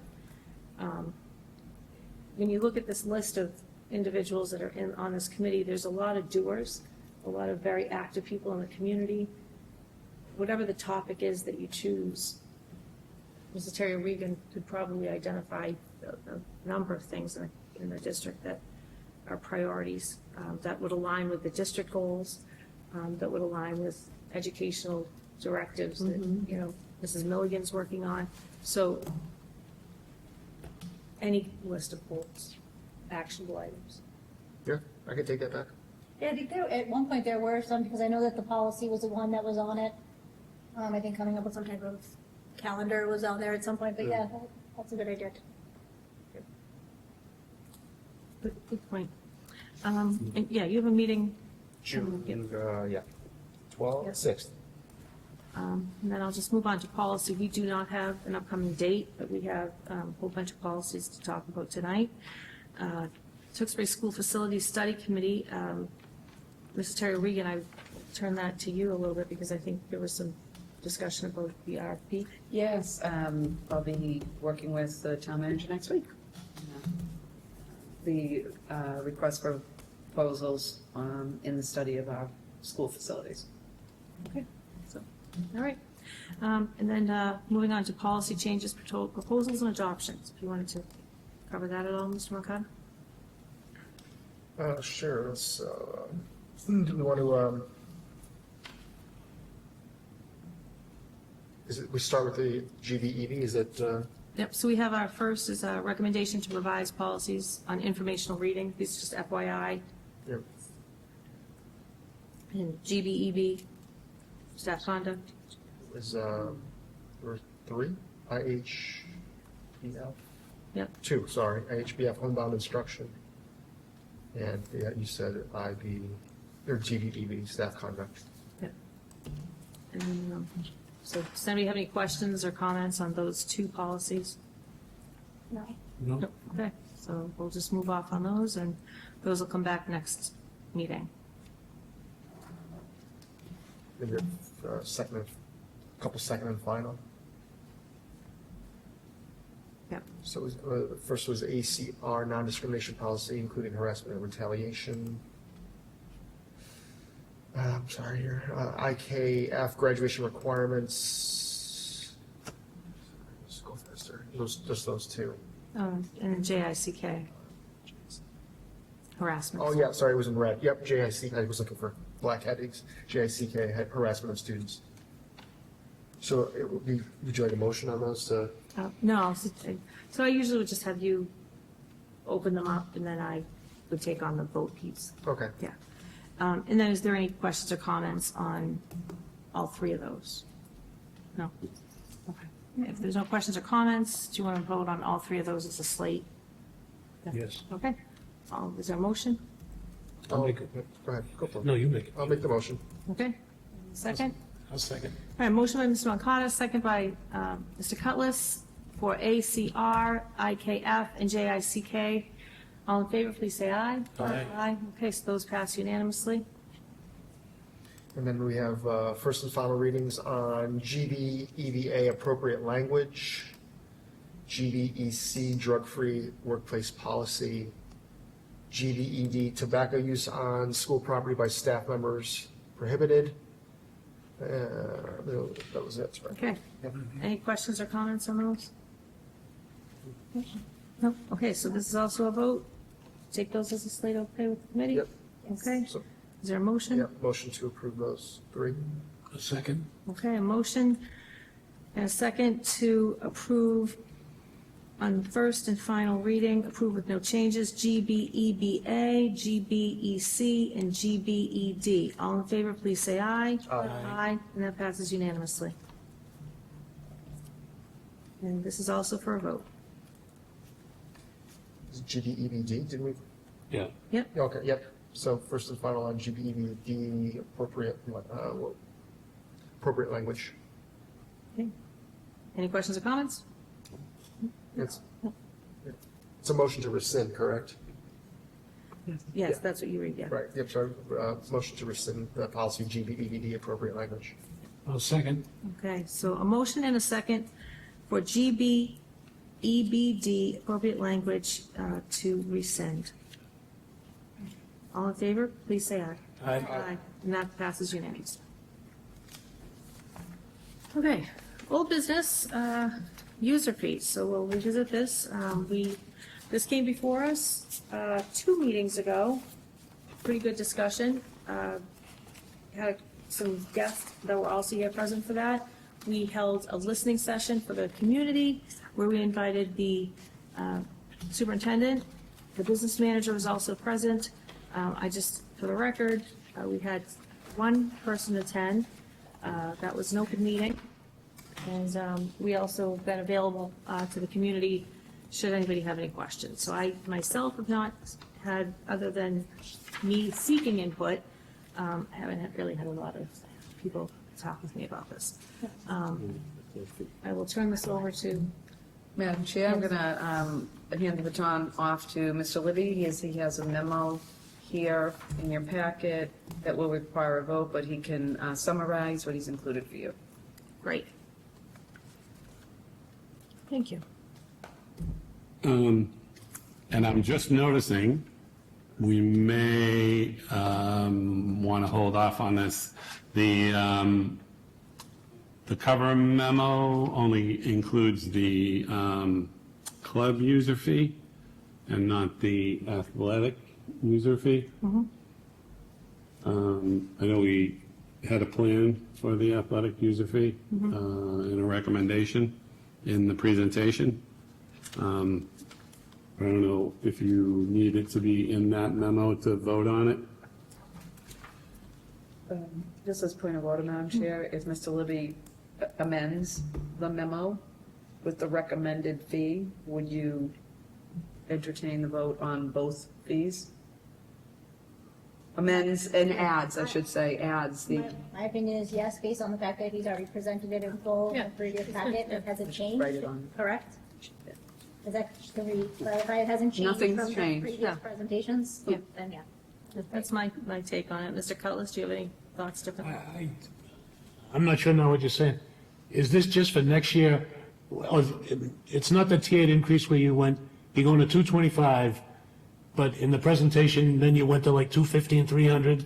So you're not doing that, right? Right, we were going to look at 1 year at a time. Just the 225? Yes. Okay, I have no problem with that. Yeah. Okay. Thank you, Chair. Yes. Okay, yeah. Yeah, I apologize, I missed that on the, reviewing the memo, that the athletic fee wasn't on the high school piece. But it should be, the athletic fee we were proposing was an increase to $225 per sport with a family cap of $900.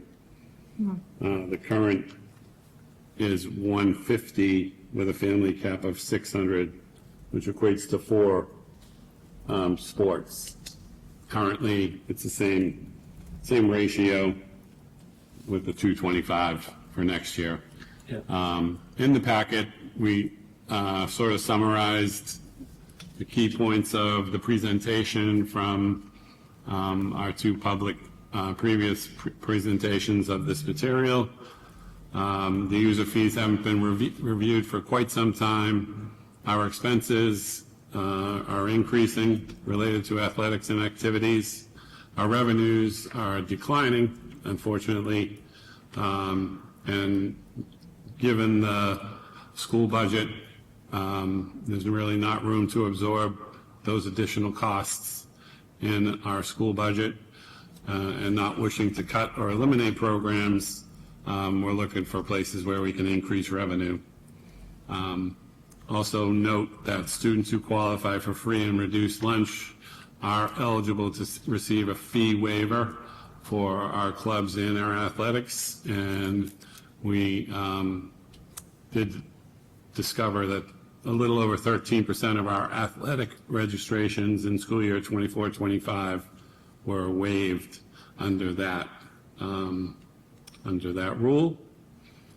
A couple of charts just showing our athletic fees, the expenses increasing, the revenues declining. A little comparison with some area districts on what they're charging per sport. And we use our athletic fees mainly to cover athletic transportation. Next page is club and activity fees. Our revenues versus expenses have been steadily, our expenses are greater than revenues over the past 3 years.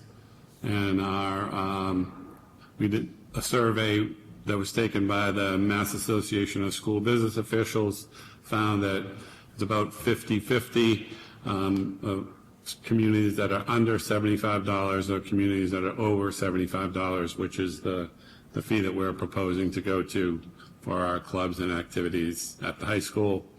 And then what do we use the club and activity fees for?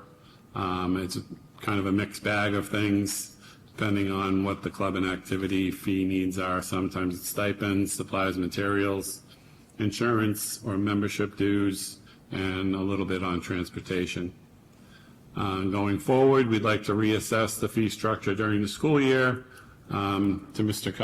Cutler's question, in the 25-26 school year, to evaluate that revenue versus expense relationship and see how we're doing, given the new rates and a couple of different changes we're proposing moving forward. Okay, thank you. Questions or comments, discussion? I had one. So when we do review this next spring, we'll do that around the budget season, just as, because it's obviously a part of it. Okay. Yeah, I would imagine we would include it in, March. Then we've had, we've been through all 3 athletic seasons at that point. We've collected most of the athletic fees. We will have collected most of the club user fees at that point too. So we have a pretty good feel for how the revenue is doing. Yeah. Yeah. And we could adjust the number up or down, not likely down, but I could imagine. Less likely, I should say, than up, but. Yeah. Sure. Mr. Cutler? Yeah, thank you. I just want to thank Mr. Libby for changing that and adopting this, and thank the administration also for that. Sure. I mean, I don't like the user fees. I don't think anybody does. It should be free and universal public education, but we have no choice, so. Yeah.